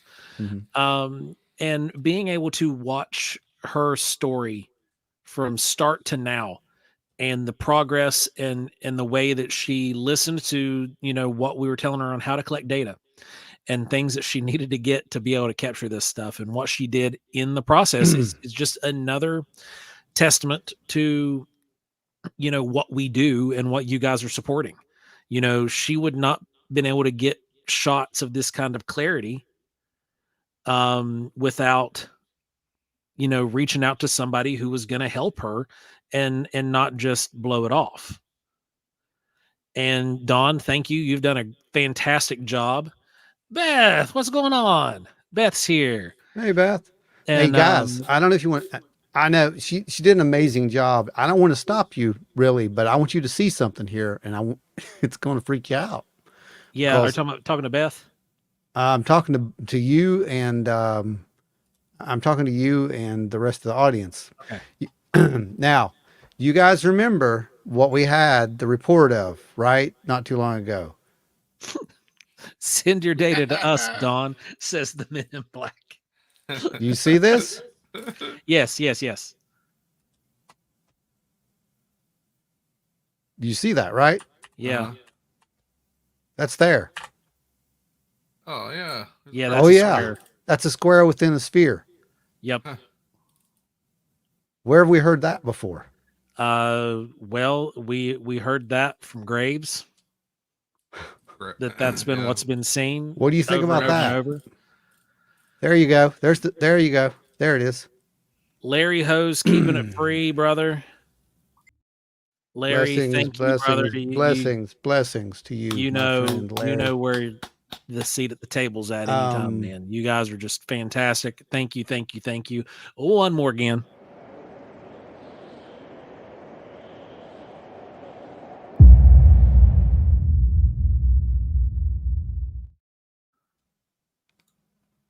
All right. Yeah. So that looks like a sphere or a square within a sphere. That's what that looks like to me. Pat says it's a rhombus and it's bigger than the sphere. Yeah, well, is it though? Because what I did is I blew that out so you could see it a little better. Oosh, there you go. Well, still got that applied. Yeah, I don't know. And Barland, one, thanks for dropping in on the show. We appreciate you. Hey, Ron. Two, growing up in our farm in West Virginia, I used to see a woman 2 feet off the floor gliding across the living room, and she'd be in a window upstairs in the boys' bedroom. Did that happen like frequently? Go ahead, Brandon. What'd you say? Try to adjust the brightness and contrast. Yeah, I was going to actually throw a. Let's see if we can throw a. Here, let's do this. Let's go back to the original because it's really dull. Pop that up. Let's pop up the brightness contrast a little bit here. I don't want to go too much. And let's see if we can pull this. Man, that looks geometrical, dude. Mm-hmm. Way more geometrical than I'd ever seen before. That reminds me of all that Native American art, too. Custom. Here we go. Beth asks, where's that orb from? That one is from Berkeley County, West Virginia. And she's got a lot of photos that are really similar to yours. Are you going to be showing Beth's here in a moment? I can if you want to show that some red of those. Man. Okay, I will. I think it goes along with this. Showing okay. Too. Yeah, you see that? It's showing that it's not very solid. It's like kind of you can see through it. Yeah. Yeah, that's what I'm saying. Like, dude, if I had to do a sphere within, a square within a sphere, this is, I don't know. That's just too much right there because that is a straight line. You can see that. That is a straight line right there. This is not inferred. That is an actual straight line. It's not pixelization. That is a straight line. Oh, crap. What? Oh, crap. The video we're getting ready to show you here in a little bit is from Berkeley County. Okay. Okay. All right, then. Stay tuned, guys. We have apparently some cool stuff coming up here. Well, so down in Berkeley. So, Don, this was one of the more interesting ones. And the fact that it corresponds to, some of those accounts is just, it's even more phenomenal, in my opinion. That's crazy. Brandy's bringing up the notes that I think it was Captain Graves was his rank. Yeah. Brought up as being a pilot, that many reports having seen these cubes and orbs, and as they change, the orb will reveal the square. Or right. It's just crazy. Yeah, and the fact that that's literally what we just saw. And look how bright that is. That's like bright as a street light. Can you tell us what we're looking at here, Don, please? Is it the top light or is it the bottom light? I'm not sure. Or is it the face that the pareidolia makes? I don't know. I see a weird creature down here now. Yeah. Well, if you look at the greater photo, look at the whole of the photo, it's almost like you can make out a brow line and then an eye. I do see that. Under the cheek. Don't do that. That's weird. I know, right? Yeah, your mind will start taking, playing tricks on you. And you'll I got to start putting red circles over everything. Yeah. Not going to do that. Okay. Don says the top one, and it was white. Okay. So this is accurate then. That's what I thought too. I thought it was this one. Beth says, I would love to know what these truly are. I can only speculate. The ones here go from white, yellow, and red. We don't know. I mean, The fact is we don't know, and I think we're confident in saying that whatever it is, it does seem like there's an intelligence behind it.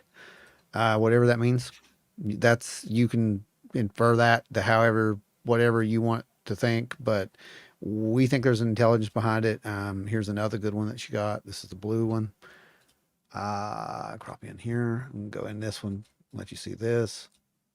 And again, we're going to see a little bit more of geometry inside that. You see that? Can you see the ghost square inside of the sphere there? That's weird. Yep. So, and man, can one of the biggest things here, like what the difference a camera makes. Yeah. And being able to get a still shot. And it's very hard. And, that's another thing I want to talk about on this episode. I told you guys we'll give you some tips and tricks for this stuff. If you're out there and you catch something, or you want to catch something, try to stabilize that camera.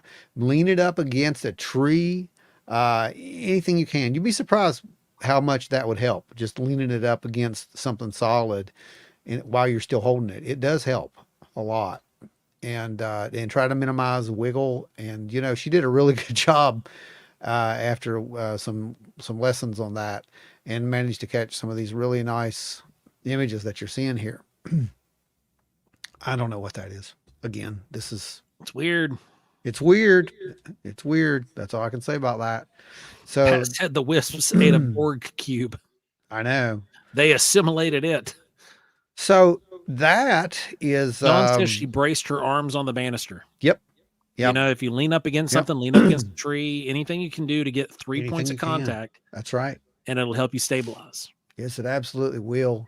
And another thing you can do too is like, say you've got your phone and you're able to like she said, you're on a banister, leaning like this helps. Leaning like this makes it even better. Yeah, when you take a picture of a bright object like that too, turn down your exposure on your camera too. That helps. Oh, it definitely does. It definitely does. Julie asked Dawn, "Are there any sounds from these things?" And she says, "No sound at all ever." Huh.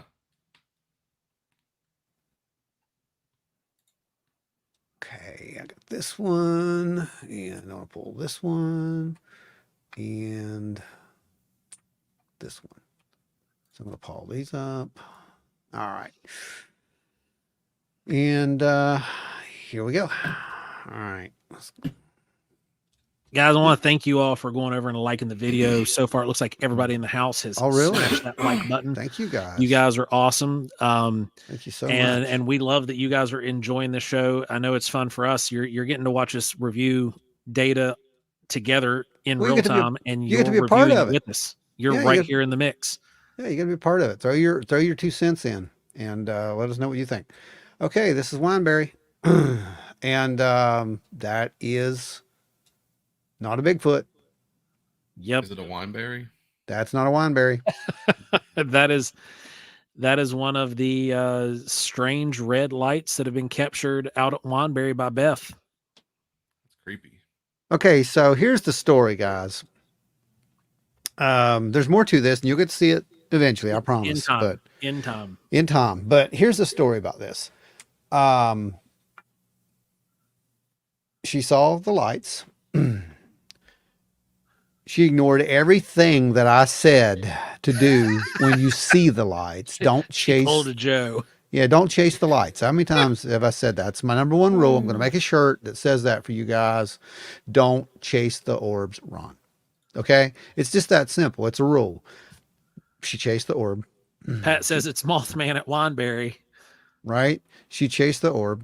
And, for someone who did that, I have to say, she did a pretty good job chasing the orb, because these are probably some of the best photos I've seen next to the ones that Dawn pulled out of an orb, and the similarities are just stupid. Okay, there you go. Look at this.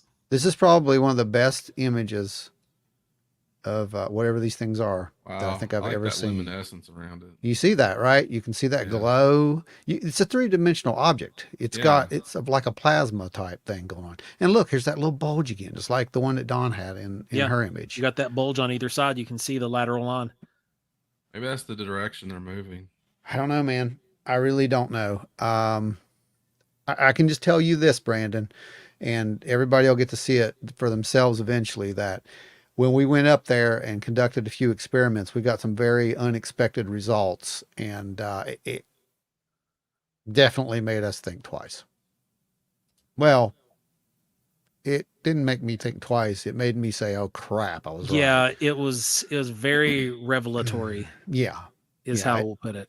Yeah, you guys who know the story about how I did the little test back in 1994 with the crop circle, and I was like, "Hey, let's see if this is real." You think I'd have learned that lesson by now, but no. No, it's real. D says, "Great show tonight, guys. I need to get better at staying up late, but not tonight." D, it's all right. We'll catch up with you. You can catch. You can go back and watch the replay. From here. Just remember where you're at. You're at the 1 hour 30-minute mark. Yep. Just speed scroll through and watch from there on. Yep. So good night, D. Thanks for hanging out. Okay, so what are you guys thinking about this? What are you guys feeling about this one? It's just knowing everything that I know about it. It's just, Well, it's hard for you to look at. I know that, but the audience, like, what do you guys think about it? Beth says, when something intrigues you, sometimes it makes you ignore every ounce of intelligence. You can chalk my entire college experience up to that. It looks like too. It's got two different hot spots. Kind of does, right? Don K says, looks legit. Looks a lot like her stuff. Hey Don, let's watch this. Let's do this. It gets. Oh, we haven't did this yet. Pat says it's an interdimensional portal. In this place, man, would not surprise me. That would not. That would be the easy answer. Don says, I felt caveman dumbfounded when I began to see those. Caveman dumbfounded. Nancy says, great shot. I love it. Caveman dumbfounded. All right, so Don, here's yours. Let's put it in here. Let's do this. This will be fun. And guys, hang out with us as much as you can. We have some interesting thermal footage, fresh, hot, new thermal footage coming up. Oh my gosh. I didn't even resize it. Did you see that? You see this? You guys see this, right? Yeah. Are you seeing this? Really similar. Wow. Well, now. Now, I mean, anything, to be fair, anything can lead to these things being the same size. What are the odds, though? I'm not talking about the same distance. I know, right? That's not what I'm getting at. But look at this. You see that little square? Yeah, the shape is so similar. Well, look here. Look. That same point. It's the square. Oh, yeah, in the middle. It's the square, guys. It's the square within a circle. Am I reading into this? Or is that, can everybody see that? Or now, is that just, I want to know. Could it be pixels being blown out too that's doing that? I mean, it doesn't seem to be. Because I'm at 1.6. Yeah, they're still there. They're 70%, and I can still see them from back here. Pat says, I've been staring at it long enough now. It looks like the eye of Sauron to me now. That's because Gandalf there's squinting at it real tight. I don't know, man. I don't know, but I do know that there's definitely a similarity between these things. How do we process a negative donation amount?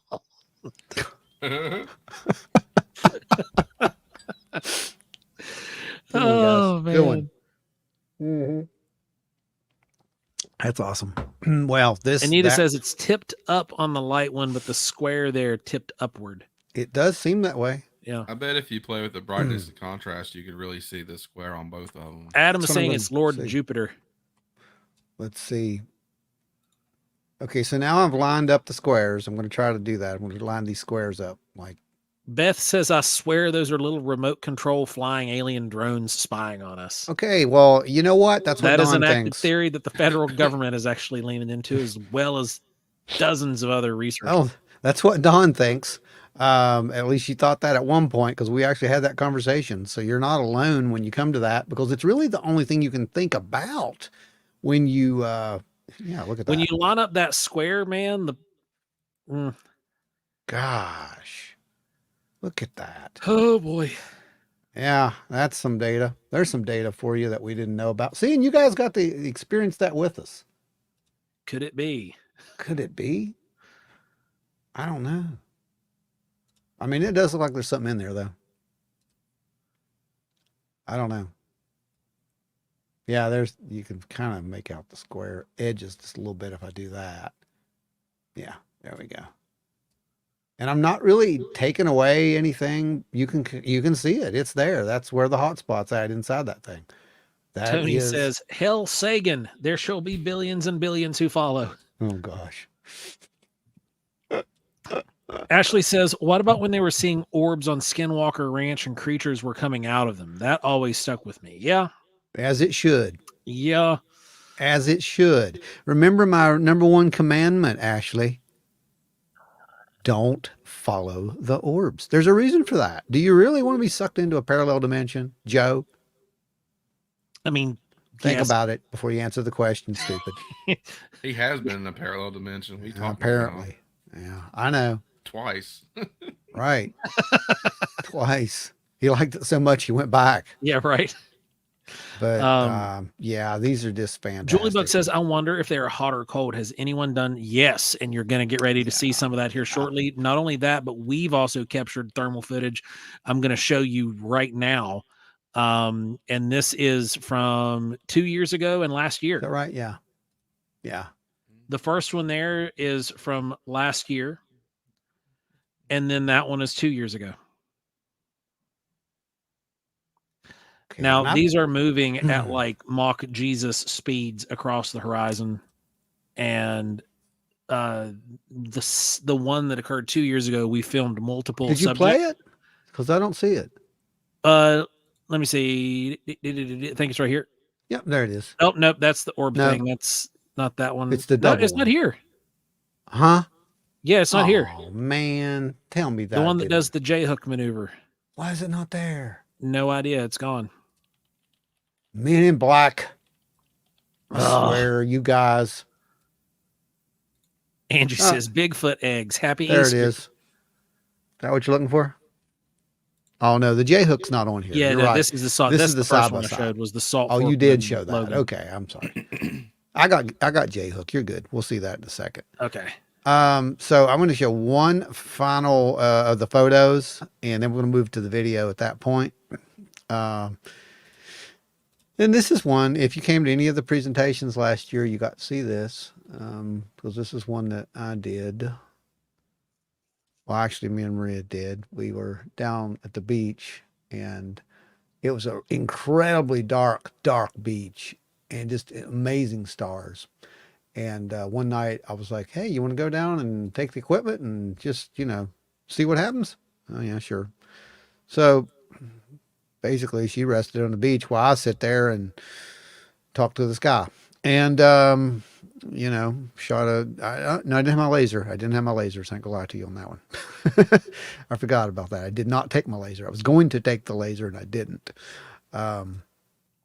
So what it is, I shot with the camera. I just put the camera on, night vision or night mode and shot straight up. And when I got it back to the hotel, got some really cool stuff. Fishbelly says where the square corners touch the sphere are ports for steering and thrust, but doesn't explain all. Right. Yeah, who knows? All right. Can we see that? Yeah, we can see that. Okay, so this is really cool because those are stars. Okay.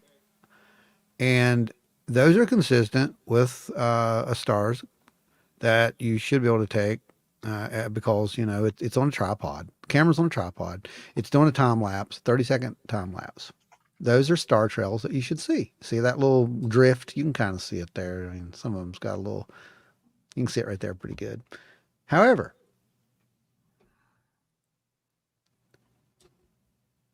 that star is doing something completely different in that 30-second frame. Not only is that star doing it, his little friend up here in the corner is doing a little wispy.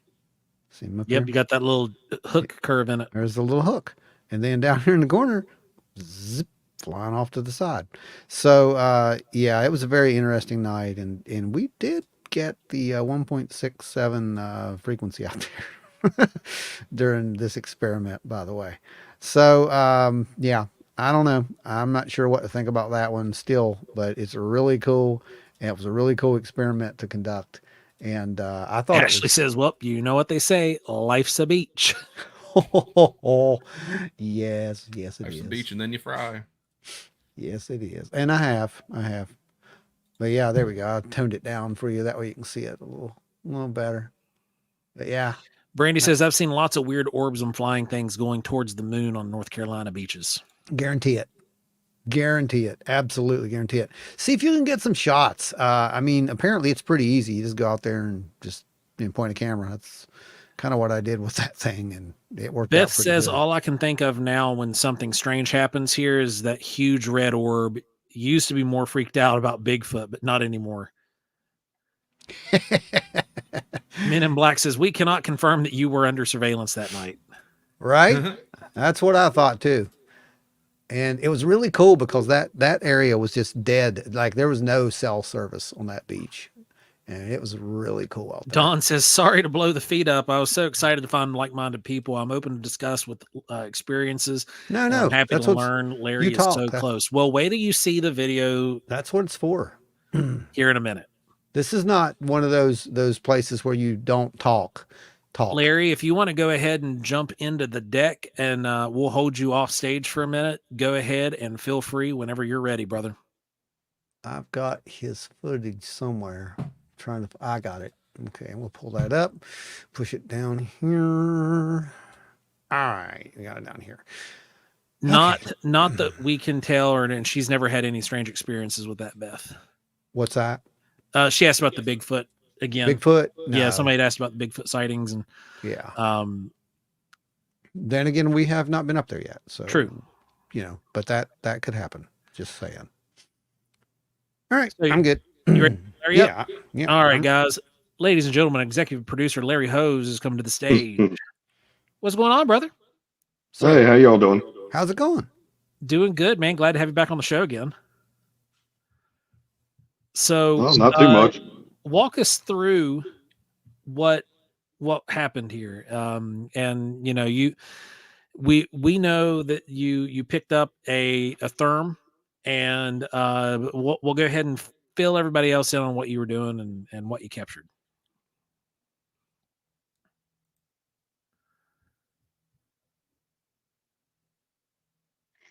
Well, so I was actually sitting around doing my college work last night.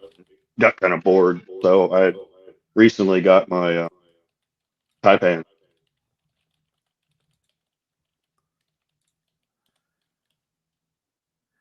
And you were out filming. You were just looking at the night sky, and just based off of what we've told you about how frequently you're going to be able to capture these things, if you look up on a nice clear night, that's basically what you did, right? Yeah, I was actually out to capture the planes that were flying over, the silhouettes of them, because the detail on this Taipan I have is ridiculous. When they fly over top, there is no doubt that it's there. Right. You can make it out at very, very, very high altitudes even. Yeah. And that's what was weird about this one. Which is really interesting about this, because what's crazy is you can pick up an aircraft on the Taipans, which is the type of thermal that we use as well. And it's rated for 1,500 meters. But some of these aircraft are flying above that, and you can still tell it's an aircraft, because they just say this is all it's rated for. And I understand why, but they're able to capture really good quality at extreme altitudes. And it's pretty easy to determine what is an aircraft and what's not. So when you were out looking up, you weren't exactly expecting to hit a target. And then when you did, what did that feel like? After it disappeared and I tried to find it again, that was the weird part, because it was there 1 second and gone. But in the video, if you're actually watching it, you can see there is an airplane coming across, going from right to left. And I was kind of watching that one, and that's when I caught the other one come in.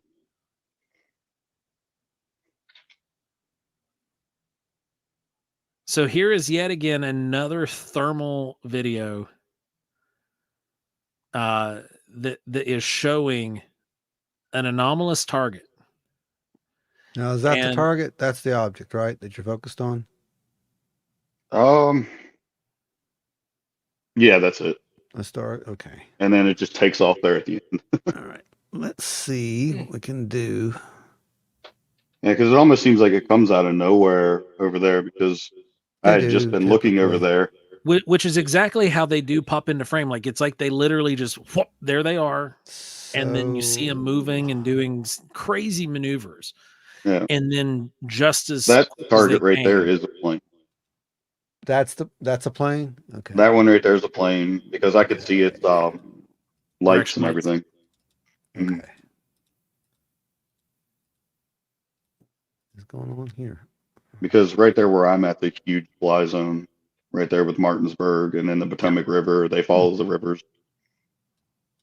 Well, that's and again, that is a military installation. Hang on a sec. Let me close this for a second. It's giving me some issues. Probably where I had too many things open. Close that. Oh, yeah, I got too many things open. Hang on a second here. And then a couple nights ago, I actually caught something else. It kind of looked fluttery, so I didn't know if it was a bird or not. So I had to look into that more.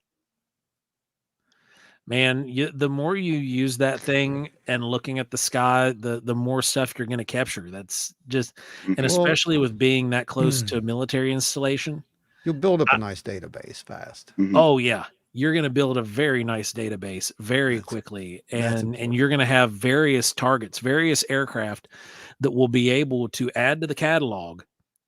So when you see certain aircraft, just snag a still of it. I do.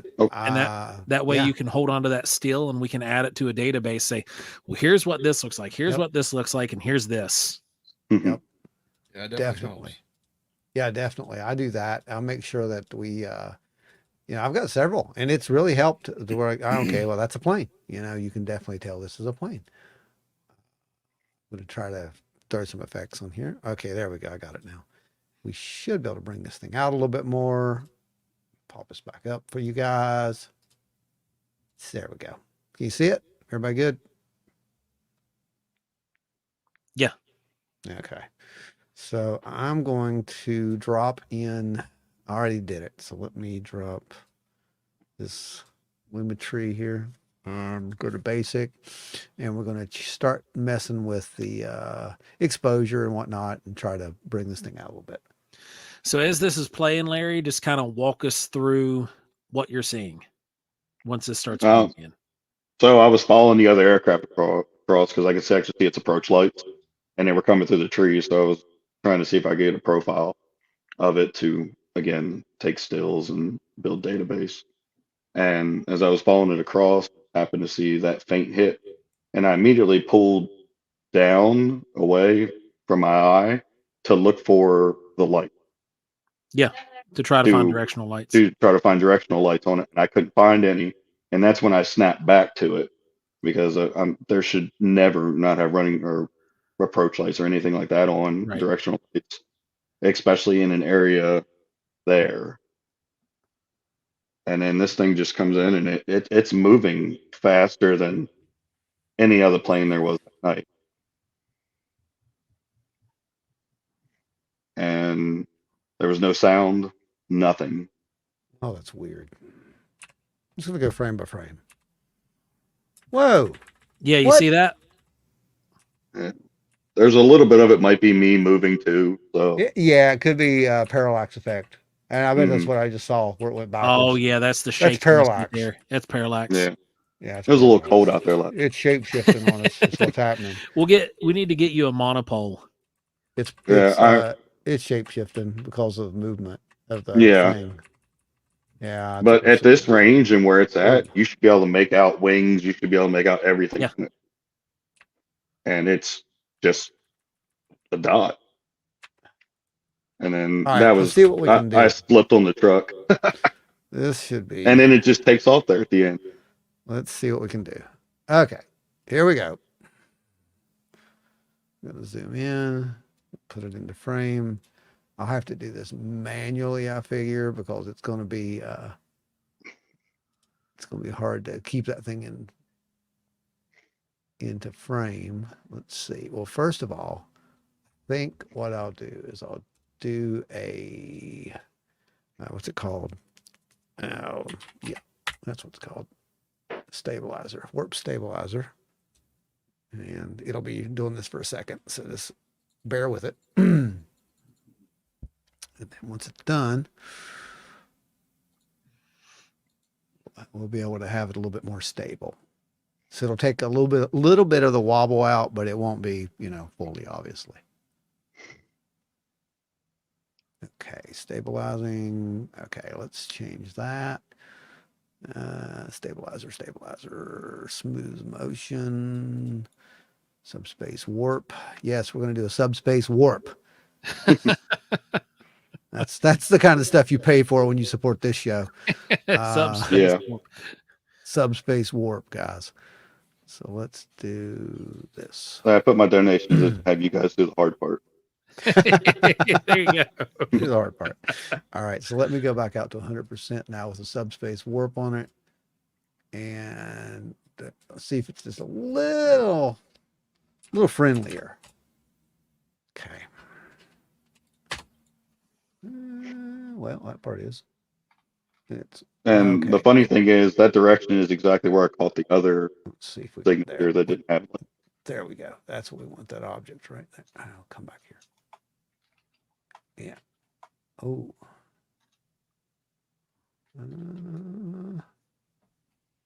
Nope, not really. All right, let's see if I can do something else. A lot of this is just playing with it and trying to figure out exactly what works. If best. I could only have been better prepared. Well, you never are. Oh man, you never know when you're going to. Absolutely not. Yeah. You never are. I mean, if you're fully prepared, when you are prepared, that you don't get anything. I was only out there for 18 minutes. Now, have you? There's a good shot of it. Have you linked this up with your phone to be able to watch it on your phone and just scope it that way? Yeah, that's what I've been doing. That's the best way to do it. Yeah, that's a good shot right there. Hold it. What time was this, bud? It was between probably right around 10:45. 10:45. Okay. It's late at night. I'm going to go in here. Pull this way. Back over. Let's go over here. Oh. And then right after the video ends, I try to find it again, and it's gone. I couldn't find it anywhere. It's just weird. It's like look at that. That looks it's just like.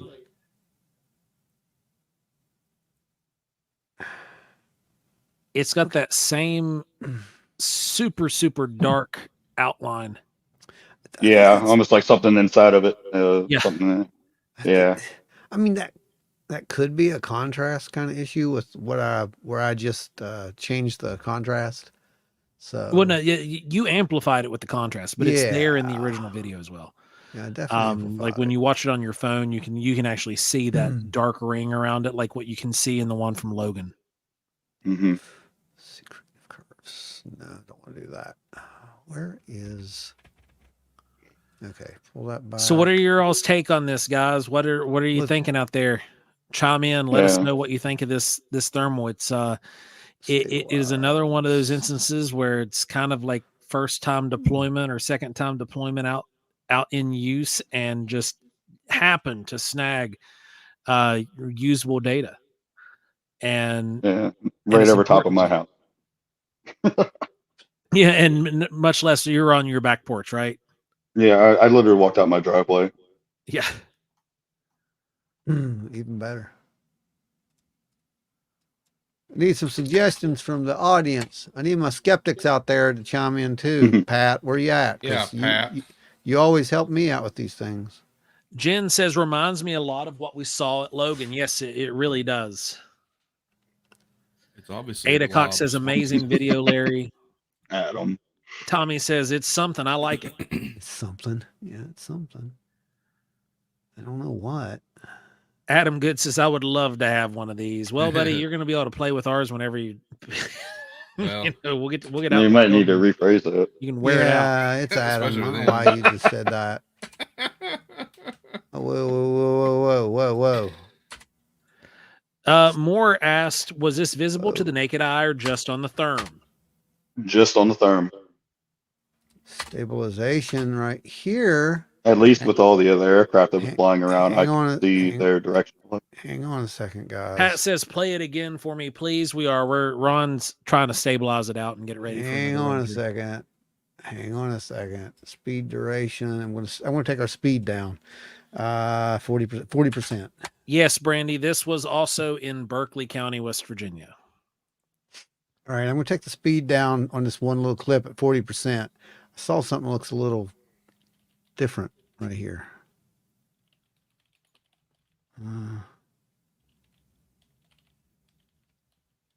Can't be used on the same clip. Of course it can't.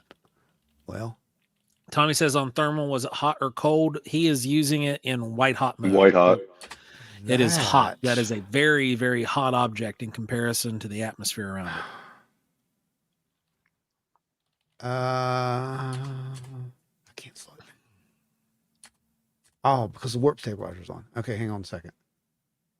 I want that little clip right there. I want to isolate that. Okay, here we go. I got it now. Now let me take warp stabilizer off. I'm going to do this manually. I'm trying to watch it on my computer at the same time too. Get over here. Okay. All right, Since for some reason my microphone doesn't want to work on the computer. Speed and duration. We're going to go to 40%.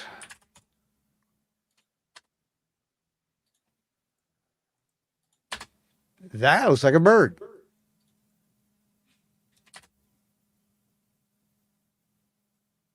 Oh.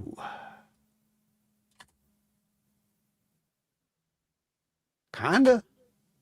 A little bit of oscillation in it. Do you see that? Mm-hmm. You saw the oscillation, right? That's not just. Yeah, I can see the oscillation. Yeah. Here, look here. Can you zoom it in? I was going to say zoom it. Oh, yeah, that's a bird. There she is, buddy. Check that out. Wings. Yep. Sure is. Huh. It was just that last frame. I saw a little wibble right in there. I'm like, that's what we're seeing. Well, we're gonna keep this. Man, that is such a good shot. This is good. Yeah, this is valuable. That's the best bird footage I think we've snagged. That's awesome. Because the other bird footage that we have, seagulls that Ron got captured, and some pelicans, and they're pretty far out, and they're huge. My question is, how far do you think that bird can carry a coconut? It depends on the wind velocity. Yes. Is it an English swallow or an African swallow? Judging by the size, I think it's an African swallow. Julie Buck says alien bird. Alien bird. And Tommy says this is why we do this. That's exactly right. Absolutely. Yeah. Yep. Tony says it's not a bird, it's a demon. And look, now it's a Mothman, guys. So look, now that we saw what we saw, right, with that one clip, look, now we can look at the oscillation. Oh, wait. There. Did you see it? Right there. See that little bit of oscillation? Where it looked like it was kind of changing shape or whatever? Yep. Mm-hmm. That's the wings. Oh, there. There it is. Yeah, boom. There it is. Yeah, and then your next shot was this. That's what got me. I was like, wait a minute. When it started coming off, I was like, boom, right there. There we go. Look at that. That's beautiful. Perfect. Dude, that's beautiful is what that is. Yeah. That is a great shot. And see, this is, guys, just so everybody knows, this is no less valuable than an anomalous video. Oh, this is extremely absolutely valuable. not. This is, like I said earlier when we were talking, I wanted it to be proved wrong. This is extremely valuable. That is so good. Wow, that's awesome. Yeah. That is good. Remember, Mothman was cloaked a big bird or Birdman. Yeah. So it's still, it could be Mothman. And like I said earlier, the other hit that I saw the other night was kind of fluttering, so it's probably coming from the same exact area that one was. Get that thing mounted and try to catch as many of these as you can, and that way we can look at those, you know. And I got a rabbit the other night too. So nice. The deer are what look amazing on that thing. Yeah, I got enough of those in my backyard. They're wild, dude. They are wild. This is perfect educational clip. That is awesome. Yeah, can we use this in the future for that kind of stuff, by the way? Absolutely. Okay, because that'll find its way into a presentation at some point, just to showing, you know, this is a bird and this is what you should look for, you know, that kind of thing. So that's pretty valuable. Fantastic. Right. I love it. I love it. Yeah, Pat says it's more valuable because we all learned what to look for in other videos. Yeah. Absolutely. Yeah. Exactly. Yeah. Yeah, exactly. And because up until that point, let's see, I had this to go off of. And this was let's see, this clip is not my sequence. Go ahead and just keep the existing sequence. We had this to go off of. So you've already, this was a major contribution to the data set.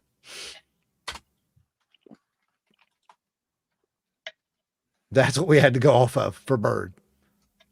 Yours is so much better. Yeah, that's great. I mean, it better be for the price of that thermal. Oh yeah. Right. That is what we had to go off of. So yeah, that is absolutely awesome that we yeah, that one right there that you're showing right now is kind of what my other is that kind of how it looks? Video looks like, yeah. Kind of like that. Yeah, it's there it is. You can kind of see them wing kind of. Yep. If you squint. But it's that little dive movement right in there. Boom, right there. That's what you're looking for. Now, yeah, there it is. That's very organic. So that helps us to really look at these things and say, oh yeah, that's probably a bird. Yeah. That's gonna come in really handy later. I'm telling you.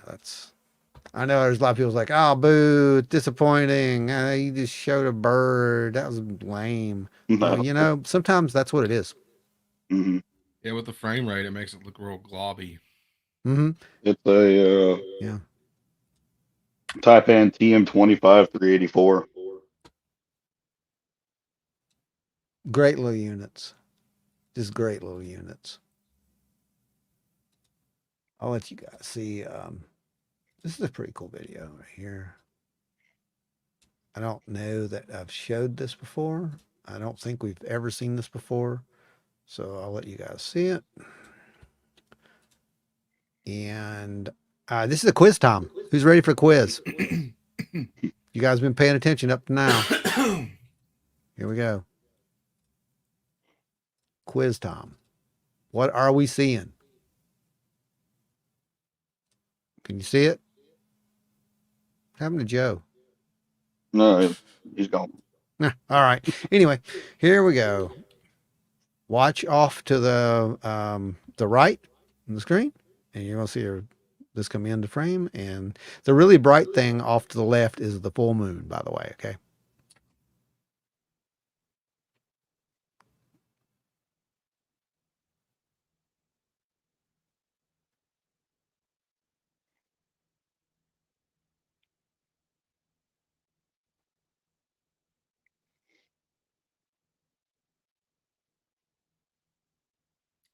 Well, I can say it's definitely not a bird. Oh, it's not a bird. Airplane. You think it's an airplane? What audience members, people out there, tell me what that is we're looking at. What's your best guess on this? And while you're guessing, I'm going to throw that same effect onto it so we can. No, I'm not either. Just doing that again. I have had airplanes show up on my security cameras, sort of like that. Mm-hmm. I have too. Especially when the moon's bright. Mm-hmm. Anybody? It's flying too perfectly straight across. Uh-huh. So what's the consensus out there, guys? Someone said drone. Ada said drone. Got drone up. We got bug. We got light reflection. You guys doing good. Adam said bacon. It's not bacon. No. Satellite. Adam, you're getting close. You're getting close. Not a balloon. Not a reflection on the camera. It's actual. It's real. Very real. Pterodactyl. That's original, Tommy. That's what it is. It's pterodactyl. You caught it, man. You win the prize. It's not a pterodactyl. It's a TARDIS. It may be. Starlink. Nope, not Starlink, although that's pretty impressive too. Frisbee. Come on. You guys know this. Starlink looks amazing. If you guys can get out there on a clear night and see it, oh man. Yeah, it does. It really does. It's not Star Jelly, I promise. What, Adam? That's exactly what it is. That is the International Space Station, and that's what it looks like on IR. So yeah, it's bright. It was as bright as Venus, Pat. You're absolutely right. That's what we were looking at. So it was due to fly over that night, and I just happened to know where it was going to be, and I'm like, well, that's gonna be kind of close to the moon. That's because the moon was really bright that night. It's like, this will be a really good shot. I had no idea that it was going to actually occult the moon, which is what it does in this frame. It literally goes right over the top of the moon right there. That would have been an incredible photo right there if you'd have had a really good camera, you know, and a good lens on it. But yeah, that's what the ISS looks like. And this is actual speed, by the way. So if you're out there, here's another photo tip for you. That's the ISS. That's how fast the ISS moves from Earth that you can see. And that's moving pretty fast. So yeah, that's how much space it'll actually traverse. And your satellites are about that same speed too. But that's extremely bright. That was in my old pair of IR goggles I had. That's what I shot that with. So that was a pretty good one.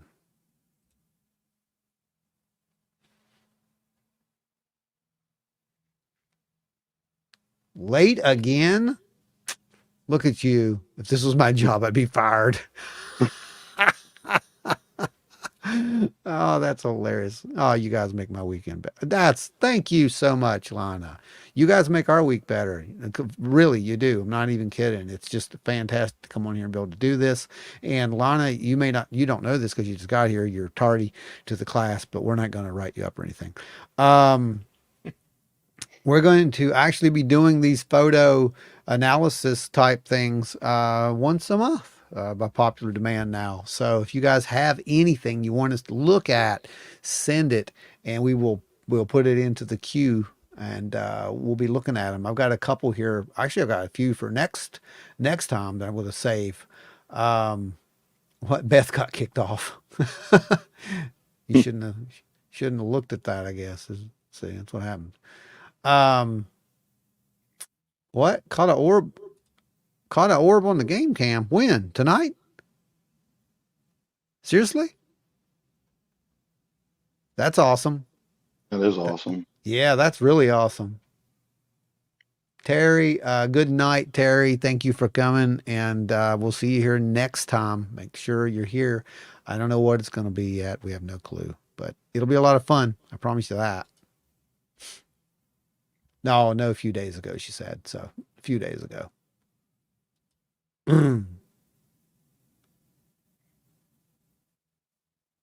And Adam, no, Adam, I haven't messed with that photo. I'm afraid of it. No, I'm kidding. I'm not afraid of it. I just hadn't messed with it because it looks pretty good the way it is. But we can definitely do it. If you want to send it over, we'll do it right here and right now. I don't care. That's up to you. All right, let me close this one out. Well, Larry, I tell you what, man, that was, in my opinion, that's a success. I know a lot of people are like, oh, that's just, it's just a bird, but man, what a bird. That's absolutely. We got to have those. Yeah. In order to know what the real ones look like. Yeah, exactly. Because a lot of people do that. They'll grab the stuff, and that's when we got ours, we were just like, man, what is this? We were going to people and asking, and we're getting these people all the time come back to us like, oh, we don't know what it is. I'm like, well, great. But since then, we've been able to build up a database and we can ID a lot of these things, and every little bit like that helps. So I really want a big database that contains a lot of that. That's what we're trying to build, and then we'll all be able to kind of take from that and use that in the field. So it's going to be really cool. I'd like to get that to where we can actually put it up on the website at some point.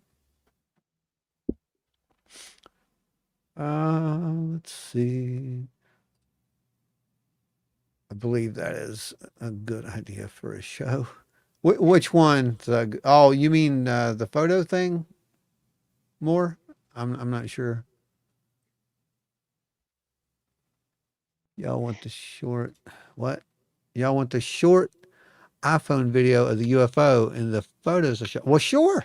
Send them over. Send them over. I mean, as long as you guys are here, I'll sit here and do this. So you just send them over. Just send them to the email. Do we got the email up there? Here, I'm going to get the email up for you guys. Where is our email address at? Here it is. There you go. So yeah, if you got something, send it up, and I'll pull it over here, and we'll all take a look at it and see what's going on. While I've got everything set up here. Okay, there we go. Try to find the one picture from a lot. Yeah, Beth, stop following the lights. See, even Pat knows better.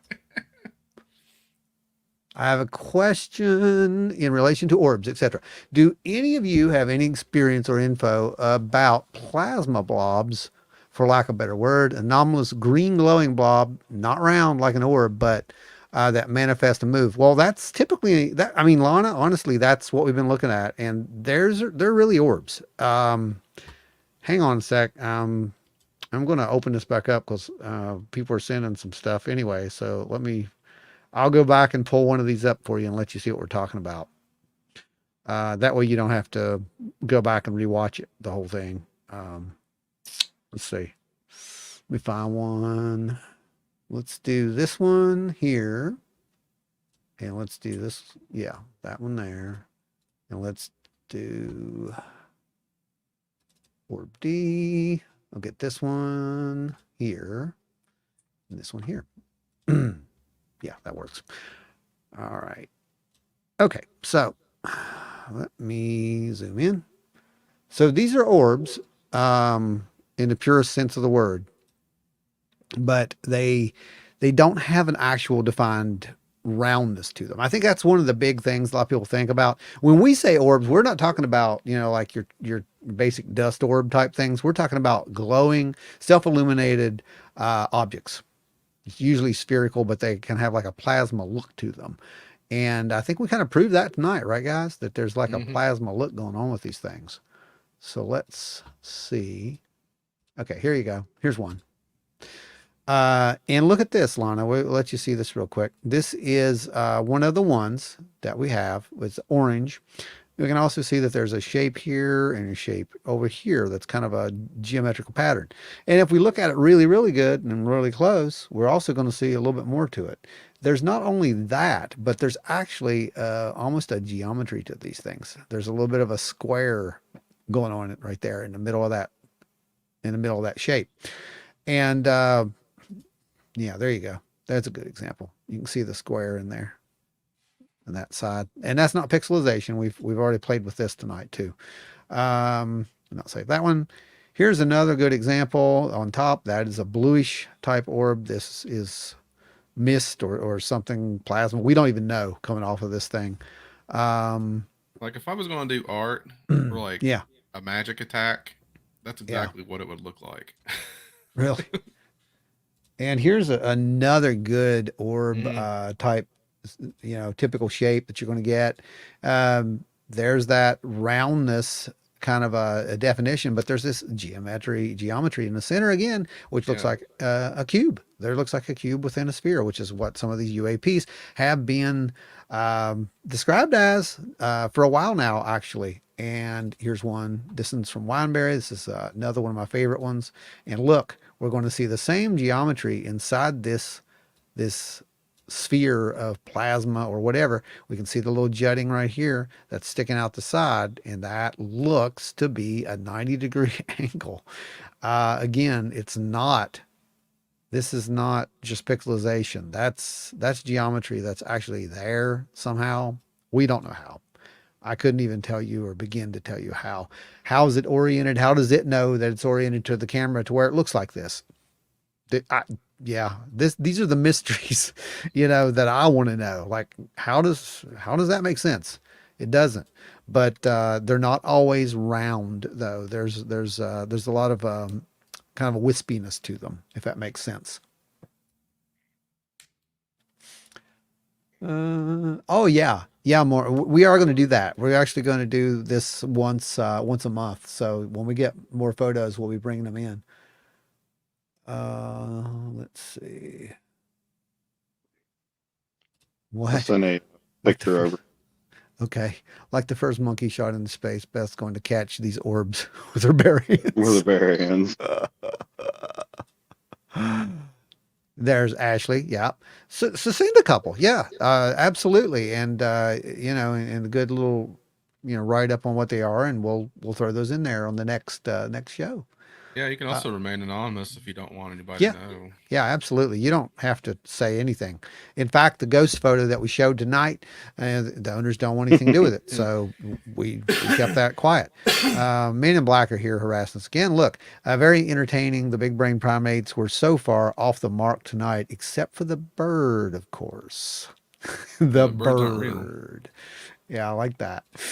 I once lived at a house that had tons of abnormal stuff around it. Over the years, the one time as I reached for a light switch, this cloud of green gas came out of the wall and moved across the room. Totally freaked me out. This is the typical, other than it being green, blue is typically what we see, like a bluish white, right, guys?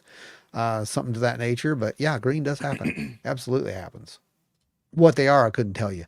A lot of times I see them still in the woods. We have a ridge right beside us. It's like they live there. And, they may. Could be dealing with earth energies. We don't know what they are. My uncle saw a green ball up here when he was alive. He was a fox hunting. It floated down the valley. Yeah, that's typical stories that you're going to hear. Are the orbs classified as Ronomalies? Yeah, that's what they are. They're Ronomalies. That's what we're going to call them. We're going to call them something else new. I'm a photographer, and I find most orbs are ball shaped, nothing more than reflections. Yes, reflections of dust. Your basic orbs. But these aren't what those are, and that's what we kind of focus on. We focus on these self-illuminated things. For whatever reason, orbs have gotten this name based off of those, bokeh effect type things, or, dust being close to the camera lens. Those are definitely not. And yeah, she's going to go catch an orb. Thanks. Good. Great. This was daytime, low lit halfway after school, 100% sober and coherent. So there was no doubt of what I was seeing. Yeah, it happens. Just take a Geiger counter with you, just to be safe. Right. No, for real. Yeah. I would be intrigued by them, Beth. Why would you let's see. Tommy. My sister just mentioned something about the orange orb we used to see floating around the cow fields at our house when we grew up. The orbs used to turn the electric off in the house. Yeah, electrical anomalies do happen with these things too. So that's true. Has anyone experienced what looks like a 1.5 to 2 inch diameter light at treetop level or treetop to near ground level with no noise or apparent vehicle or some sort of body? Dawn, are you still here? She can answer that. The one I saw at my house, 09 blinked on and off every second. happens. That is a typical, I mean, honestly, that I know you hear me say that. It's like, oh, it's typical. It is. I mean, these are, am I not kidding, guys? These things have been reported just like some of these. Just, absolutely, yes. Just like that. Yeah, casebook, descriptions of these things. And you're not alone. You're absolutely not alone. I'm trying to read these things fast. Let's see. Tubes coming in the face. Yeah, here she is. I think the being with the tubes coming off the face, buggy legs on each side. So do you have both being pics then? I'm not sure. If not, you might want to send that. Did Joe get raptured?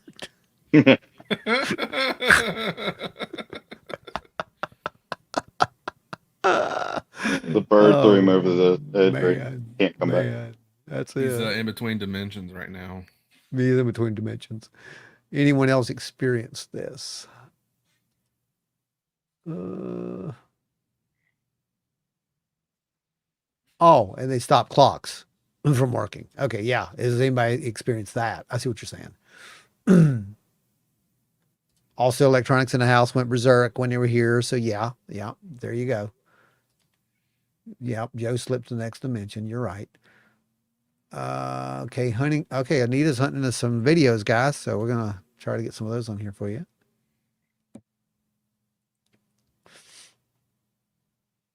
And I did get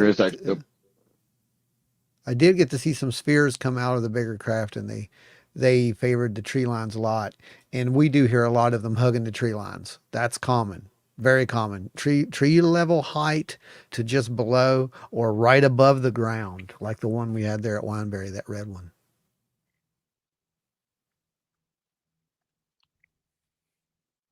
Yeah, I used to see the treetop ones all the time when I was younger on the opposite side of the river, just hugging the tree line. Oh, really? Floating back and forth. Adam, I heard Mothman was spotted on the roof of the Barbersville Target. Oh, I got what you're saying. I see what you're saying. If you guys didn't see that, I don't know what happened out there, and I would believe that, by the way. Man, that was insane. That whole back end of that building collapsed. That was just a random landslide. They're lucky that random landslide happened before there was anybody in that building. That's what they want you to believe. All right. It's random landslide. Seemed to be so mechanical, and I've never seen pics of what I saw here in 2009. Thanks. Yeah, more. Don has seen what can only be described as small metallic,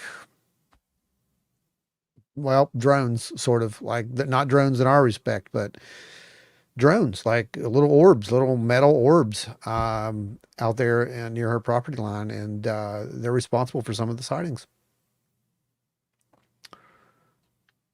We cannot confirm that the winged weirdo was anywhere near Barbersville. There you go. That was 30 years ago. Tons of paranormal stuff happened at our house, and only a few years ago did I find out there had been a farmhouse there where several severely injured soldiers were treated and died during the Civil War. Yeah. Oh. Yeah, that's wild. Joe's cloaking. You have both been tight photos. He's there. You can just see him on thermal. Whisper one. Yeah, gotta have the thermals to pull them out. Okay, I'm going to go check the mail here and see. The whole family that lived in the house in the late 1800s died of smallpox, which was common, and were buried in small private plots, also common, next door. I wish it was local, but would be a great place for investigation. Yeah, it would be, wouldn't it? Speaking of which, guys, I don't know if you know or not, next week or whatever, there's it's Adam. Adam is up at the next St. Albans Paranormal discussion group week after next. Just let you guys know that. You know what they used to do with people that had smallpox? They would force you to quarantine in your house, and sometimes they would go so far as to board up your windows and your doors so you couldn't get out. No, it sounds like so contagious. That's China back in 2020. The whole family that lived in the house in the late 1800s died. Yeah, I already did that one, didn't I? Oh, that's what I was trying to do. As this one came across the roof of my house, if I was up there, I could have hit it with a broom. Yeah. Yeah. Okay. All right. I'm The going house to I go grew up in. over here and check this real quick. Go ahead. Yeah, the house I grew up in was built in 1767. Wow. We have written documentation of George Washington staying in the house overnight while they were trying to figure out where to set up the nation's capital. Huh. Wow. Wow. Yeah, there's big pictures of the British set up there during their camps and stuff like that during the war. Huh. But the whole family died in the house there too, and they're Oh, buried in wow. the actual pasture field that's on the backside of the property. So there's some weird stuff that happens around that property. I'm sure they'd be happy to know their house is still around. Mm-hmm. Right. Okay. Hang on a sec, guys. I'm trying to get you some more stuff here real quick. Bear with me. Bear with me. I'm a man down. Mm-hmm. Anita. Okay, yeah, here we go. Ooh, look at that. That's cool. All right, we got something to look at here, guys. All right, downloading that. And then we got a movie of it too. So let's download that. Okay. I have not seen these, by the way. This will be new to me. This is new to you. So let me go over and open this. Downloads. Okay, so we got that. Okay. Oh, that's neat. And then let me go over here and open up Premiere. There we go. Fantastic. And 69. Guys, ask your questions, please, and I will get right as soon as I can come back over there. I will be right on top of that. Okay, import. Download. Looks like, okay, this is Anita's. And, okay. I'm going to zoom in on this. Maybe. If I can get my effects controls to work, I'll zoom in on it. Okay. Where are you?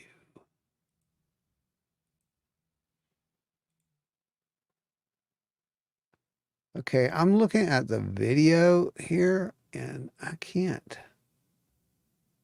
see it in the video. So, but I got it on, I know where it's at. Obviously, there's a photo of it. So let's start the photo first. So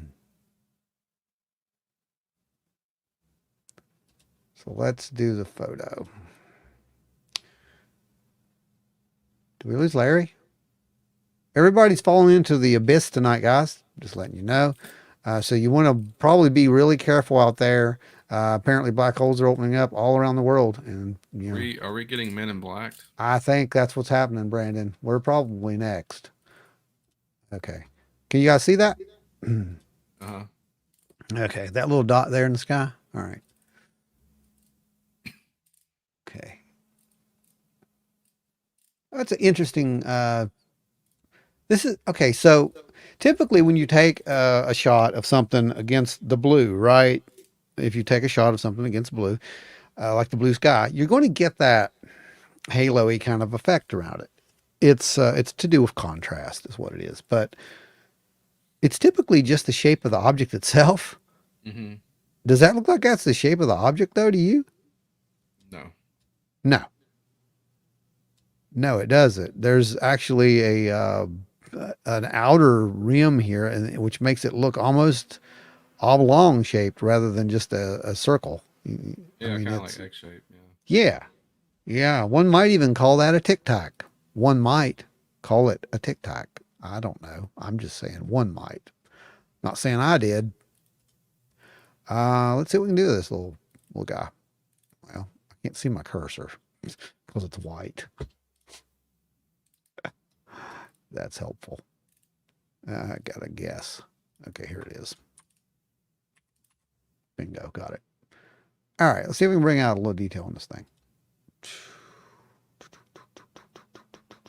Right about.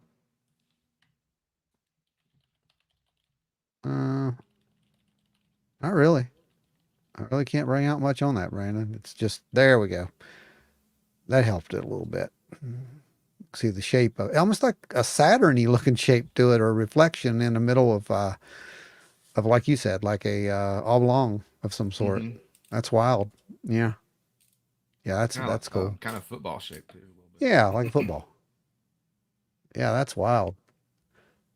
Okay. Let me go back over here and catch up. Kind of weather balloony. Well, I mean, it could be. Anita. There we go. I watched it float up from a park, thought it was a balloon, then it cleared the treetops, and then I realized it was, I wasn't filming. Painting of it coming up. She's going to paint it. It was a triangle, and the surface was showing an image of the sky a few minutes before. Almost like a dirigible kind of. Yeah. It's the very beginning, crossing the blue hole. Okay. All right. I know where to look. All right, cool. I'll be checking that. Looks like Saturn. Yeah, I know. That's what I saw. Yeah, sky jellies. Yeah, could be. It's triangular, like a send button. I got you. We're completely innocent. Look in the email for a painting I made. I was maybe 300 feet from it. Okay, so you're about 300 feet from it. Yeah. Okay, let's go over here now. All right, let's close this. Here, let's go here. And so it's near the tree is what I've been told. So we're going to go in here near the tree at the beginning. Try to zoom in a little bit and see if we can see this thing. Okay. It's going up. All right, Brandon. Got your eyes on? Yep. See anything?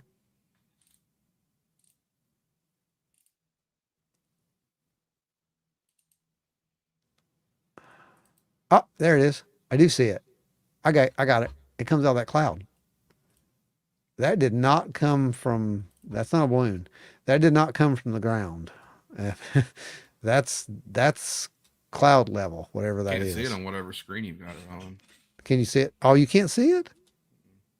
What is that? No, it just shows your Photoshop home screen. I see that. That's weird. Here, stop sharing. Hey, look, he's back. Sorry. They tried to get me. They tried to get you for him. There you go. They got Joe. Black van. They definitely got Joe. He was being drug away. I don't know what portal he went through. Yeah, I know.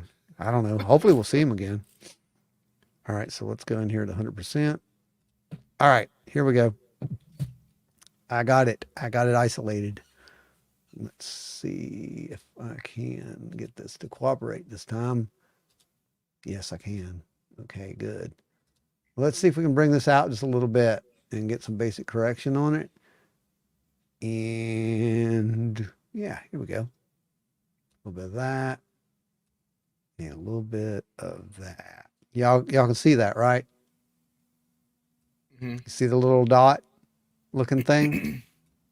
Well, it's not really a dot. It is exactly what you said. I mean, it from here it looks very large and shaped, but here we go. You can see it there. There. It's not changing shape either. You see that? I'm gonna zoom out. We can watch it go up. Here we go. So it comes right out of this cloud. Do you see that? Mm-hmm. So it's popping right out of that cloud is what's happening. What in the world? Oh, it tried to. Right there. Check that out. Let's go back to 200%. Let's pull this over. This should get it. So watch that cloud right in this area here. Boom. Right out.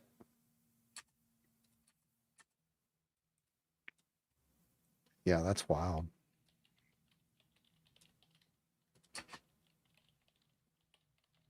And right behind another cloud. So it literally just pops out of the cloud and goes right into another one. Just reminds you of the stuff you see out of the corner of your eye when you're just walking Right. around. Like, Yeah. Yeah. See that? Look at that. Boom, right there. So from right here, so let's do this. Let's cut this right here like this. Let's drop this out. Let's pull this over here. Let's go up here. Grab that famous warp stabilizer again. And pop that in. Let it do its thing for a second. While it's doing its thing, I'll come back over here and see if we have any questions or any comments. Let's see. Men in Black getting blamed for a lot of stuff, it looks like. TikTok. Okay. No, it goes to the right. Yes, it does. It goes to the right. You're absolutely right. That's what we can see. Okay, looks good. Classified missile defense system. Hey, you never know. I have one that looks right. I have to get up early. Yeah. Donna, thanks for coming and hanging out. We're going to be wrapping up here shortly. I want to go through this one and everybody send the stuff in. Keep sending it in. Like I said, we'll do this next month. We're going to do another one of these, and that way everybody can everybody can contribute and get their stuff looked at. Let's see. There you go. They're stable. Can you see it? That's a good one. That's cool. That is really cool. I don't know what it is, but it's cool. Let's go in a little bit more on it. Yeah, about right there. Check that out. Comes right out of the cloud. Boom. Boom. Right in a cloud. Gone. And it's changing. Yeah, you can see the actual hue changes that goes through that cloud. So that's a physical object going into that cloud. Yep, that is vertical comes up and arcs over. Yeah, it's bright too, right? Mm-hmm. Like that thing is bright, guys. Look at that. There. Look at that. And gone. Yeah. So I mean, I don't know what that is, but it's moving too. So that thing's moving pretty fast. That's a good one. That is a really good one. So what's a consensus of the crowd on that one? Well, it's definitely using the clouds for coverage. That sure seems to be, doesn't it? It almost looks like the ones you see from the videos of like the volcano eruptions. Julie said, it's Sky Daddy's ship. Sky Daddy's ship. Going up the rain down. Got more Sky Daddies. Yep, that's it. That's how we get the rain. Anita said, I saw this all the time when I was a kid. I've seen it before too. I remember very well something very, very similar to what you just sent a video of. And actually I have a picture of it. It was in my presentation last year. I don't remember where it's at, but it's here somewhere. That was really cool is what that was. So guys, we've seen some really cool stuff tonight, and there's a couple I didn't even get to because we had so much stuff that came in. I really only expected to do a couple of these and we would talk about some other stuff, but I really like the way it went. And I think everybody had a lot of fun with it. What's your thoughts? Let's talk about what we've seen tonight. The ghost shot. What's your final feelings on the ghost shot, guys?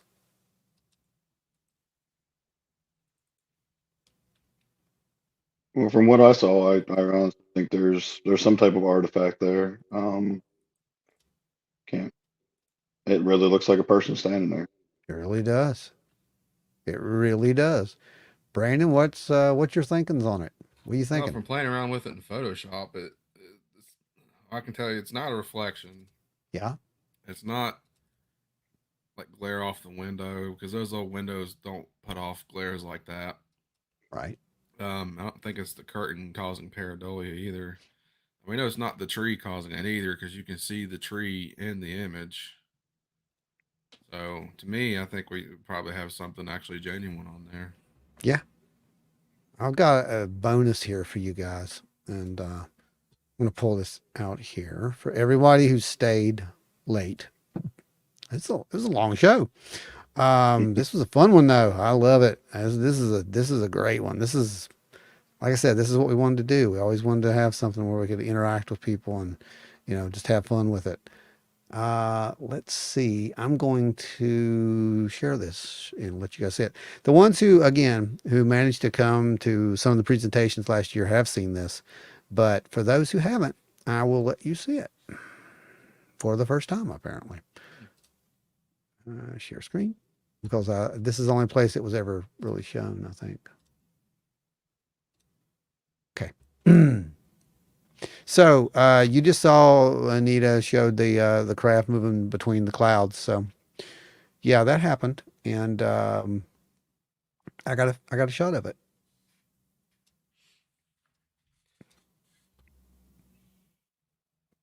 You guys can see that, right? Mm-hmm. This is a scan of an actual photograph.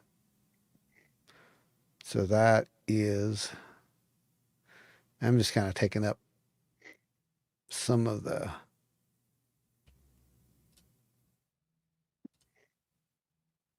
contrast a little bit here. There you go. You kind of make out the shape. It's you can kind of make out the shape there. But yeah, this happened, and that was. Does that one have a square in the middle of it too? It does not. That was in 1995. It's more of a saucer shape, honestly. Yeah. Or not even saucer. It's almost like that weird. You remember the ones with the scoop out of the back? Yeah. That's kind of what look really organic. Yeah, you see that? Looks like what Don caught. It's shaped pretty much like that, but it's just where this is an older picture. It just doesn't show up well. It's an actual picture, yeah. And that one, like I said, that was like 1990, 95. That was off my deck, off my porch, looking up. You can see the clouds there, and it was moving between the clouds. And what was really funny is until I found this photo, I had this memory. I was like, man, I remember I have this memory of stepping out on my porch. I looked up and I saw this disc move between the clouds, and I had my Minolta at the time. I remembered that. And then one day I was going through my photos and I found the friggin' picture. Awesome. And there it is. It looks like what Don saw, but it's like behind the clouds and it's glowing through the clouds. Just a little bit below and coming through. I can tell you what I saw. What I had saw was before it moved through into the clouds. It was in this clearish patch right in here. Mm-hmm. And it was silver. This was bright metallic silver. Whatever that thing was bright metallic silver. Mm-hmm. It was kind of an oblong shape. It was your typical flying saucer. I mean, there's no other thing I could compare it to at the time, or still, as I recall it was just that. And then, like you said, Brandon, as it moved into the cloud, you can see it's picking up. It's that translucency of the cloud. That's what you're seeing there. That's why it's changed the color of it, I think, and probably the shape as well. But yeah, that was a fun one. That's a real good one there. So that's how long I've been chasing these things, pretty much. It's a demon. Yeah. Thanks, Tony. Thanks, buddy.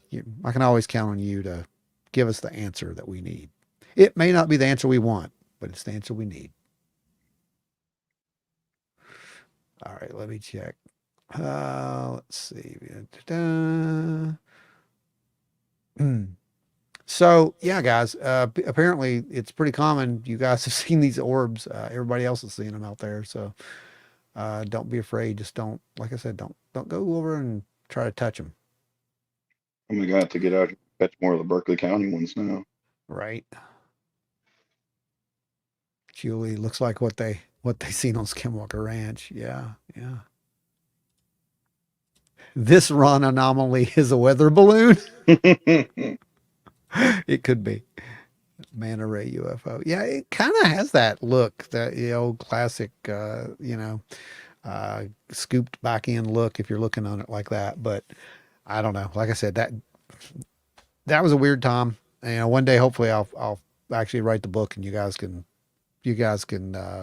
judge it from there. But it was some weird times, and I got all the proof I needed back in those days. That's all I'll say about that for right now, because we just don't have enough time. Do not touch the portals without consent, Primate. I agree with that. Men in Black's right. Do not touch the portals without consent, Primates. Just simply because you don't want to end up. Well, you don't want to end up like, what happened to Joe. I mean, it could happen to all of us. Oh, okay. Tommy Swiger says, I was informed the ghost pictures were not in an attic. They call it, it's a widow's walk. Okay. Yeah. So that's a widow's walk up there. Basically where you, typically those things were out toward, didn't they build those mostly toward the coast? Isn't that where most of your widow's walks were? Like on your buildings? It was mostly on the buildings around the coast. I think that may be where it kind of started at for the sailors. Come on. Yeah. That's wild. That's neat. Pet the orbs. Don't pet the orbs, guys. Stop listening to these people. They don't care if you vanish into thin air. I do. Mm-hmm. Creepy. Well, what's their voices? Tell me. All right, guys. This has been an incredible show, and I guess you want to do it again, is what I'm hearing. So if you really, really, really want to hear it, yeah, that's it. Primarily out in the harbors, right? Because they would go out. Mm-hmm. Yeah, that's right. You're absolutely right. You want to see content like that again, please do let us know, and smack the crap out of those like buttons, and let's get this thing out there to where people can see it. And yeah, there you go. I see those likes coming in. Smack them. Good job. And of course, if you haven't, I know most of you have, but if you haven't, go ahead and subscribe, and we'll get some more of these out there for you guys. And we have a lot of stuff that's coming up, and I do mean a lot of stuff that's coming up. So you definitely want to be subbed and watching what's coming on, because there's some really good stuff coming. Let's do it again. Yeah, we're absolutely going to do it. I think you guys love it, and we're going to do it. More shows like this. There you go. That's June. And the Men in Black give us their blessing as well. Do not disturb the like button. See, that means we know there's yeah, they got to do that. It's just, it's just a persona. Ada, good night. Everyone, thank you for being here. I am Ron. That is Brandon. And over there is the legendary Larry, host. Larry, good to have you on the show again, brother. And absolutely. Yeah, we're going to be hitting some areas here soon together, and can't wait to get you out there in the field. And I know you're going to be at the Mothman workshop, the TNT workshop. Yep. And for you guys who don't know, that's going to be the biggest investigation in that area. I don't know, probably ever. I'm not really going to exaggerate that. We're going to throw everything with the kitchen sink to that place. And I'm serious. We're taking every piece of equipment, some stuff and some stuff you have not seen yet. And there's going to be some incredible experiments out there. Whew. So I hope to see you all out there. Yep. All right, my friends. You have anything else to say before we wrap this up? Brandon. I'm good. You ain't got nothing to plug? No books, no projects, nothing? No? Nothing yet. Okay. Larry? No, not really. I'm just really looking forward to the workshop. Oh, same. Absolutely same. Mm-hmm. tune in tomorrow night, guys. We have a really cool episode that was actually another viewer requested episode. It's going to be on Antarctica and the weirdness that goes on up there. And I learned some stuff during this, by the way, just letting you know. Definitely changed my perspective on Antarctica. So definitely tune in tomorrow, 8 o'clock, and I'll be live in the chat. I don't know who will be with me, but I'll be live in the chat, and you guys can talk and, throw smack there. I don't care. So anyway, everyone, thank you so much for being here. It was an absolute blast. I had no idea it would go on this long. I apologize for you guys who have to get up early. But anyway, I thank you for being here, and we'll see you next time. So till then, you guys, obviously, stay wild and weird, but don't chase the friggin' orbs. Okay? You don't have to listen. Do what you want. Don't. Larry, don't chase the friggin' orbs. Just don't. Don't do it.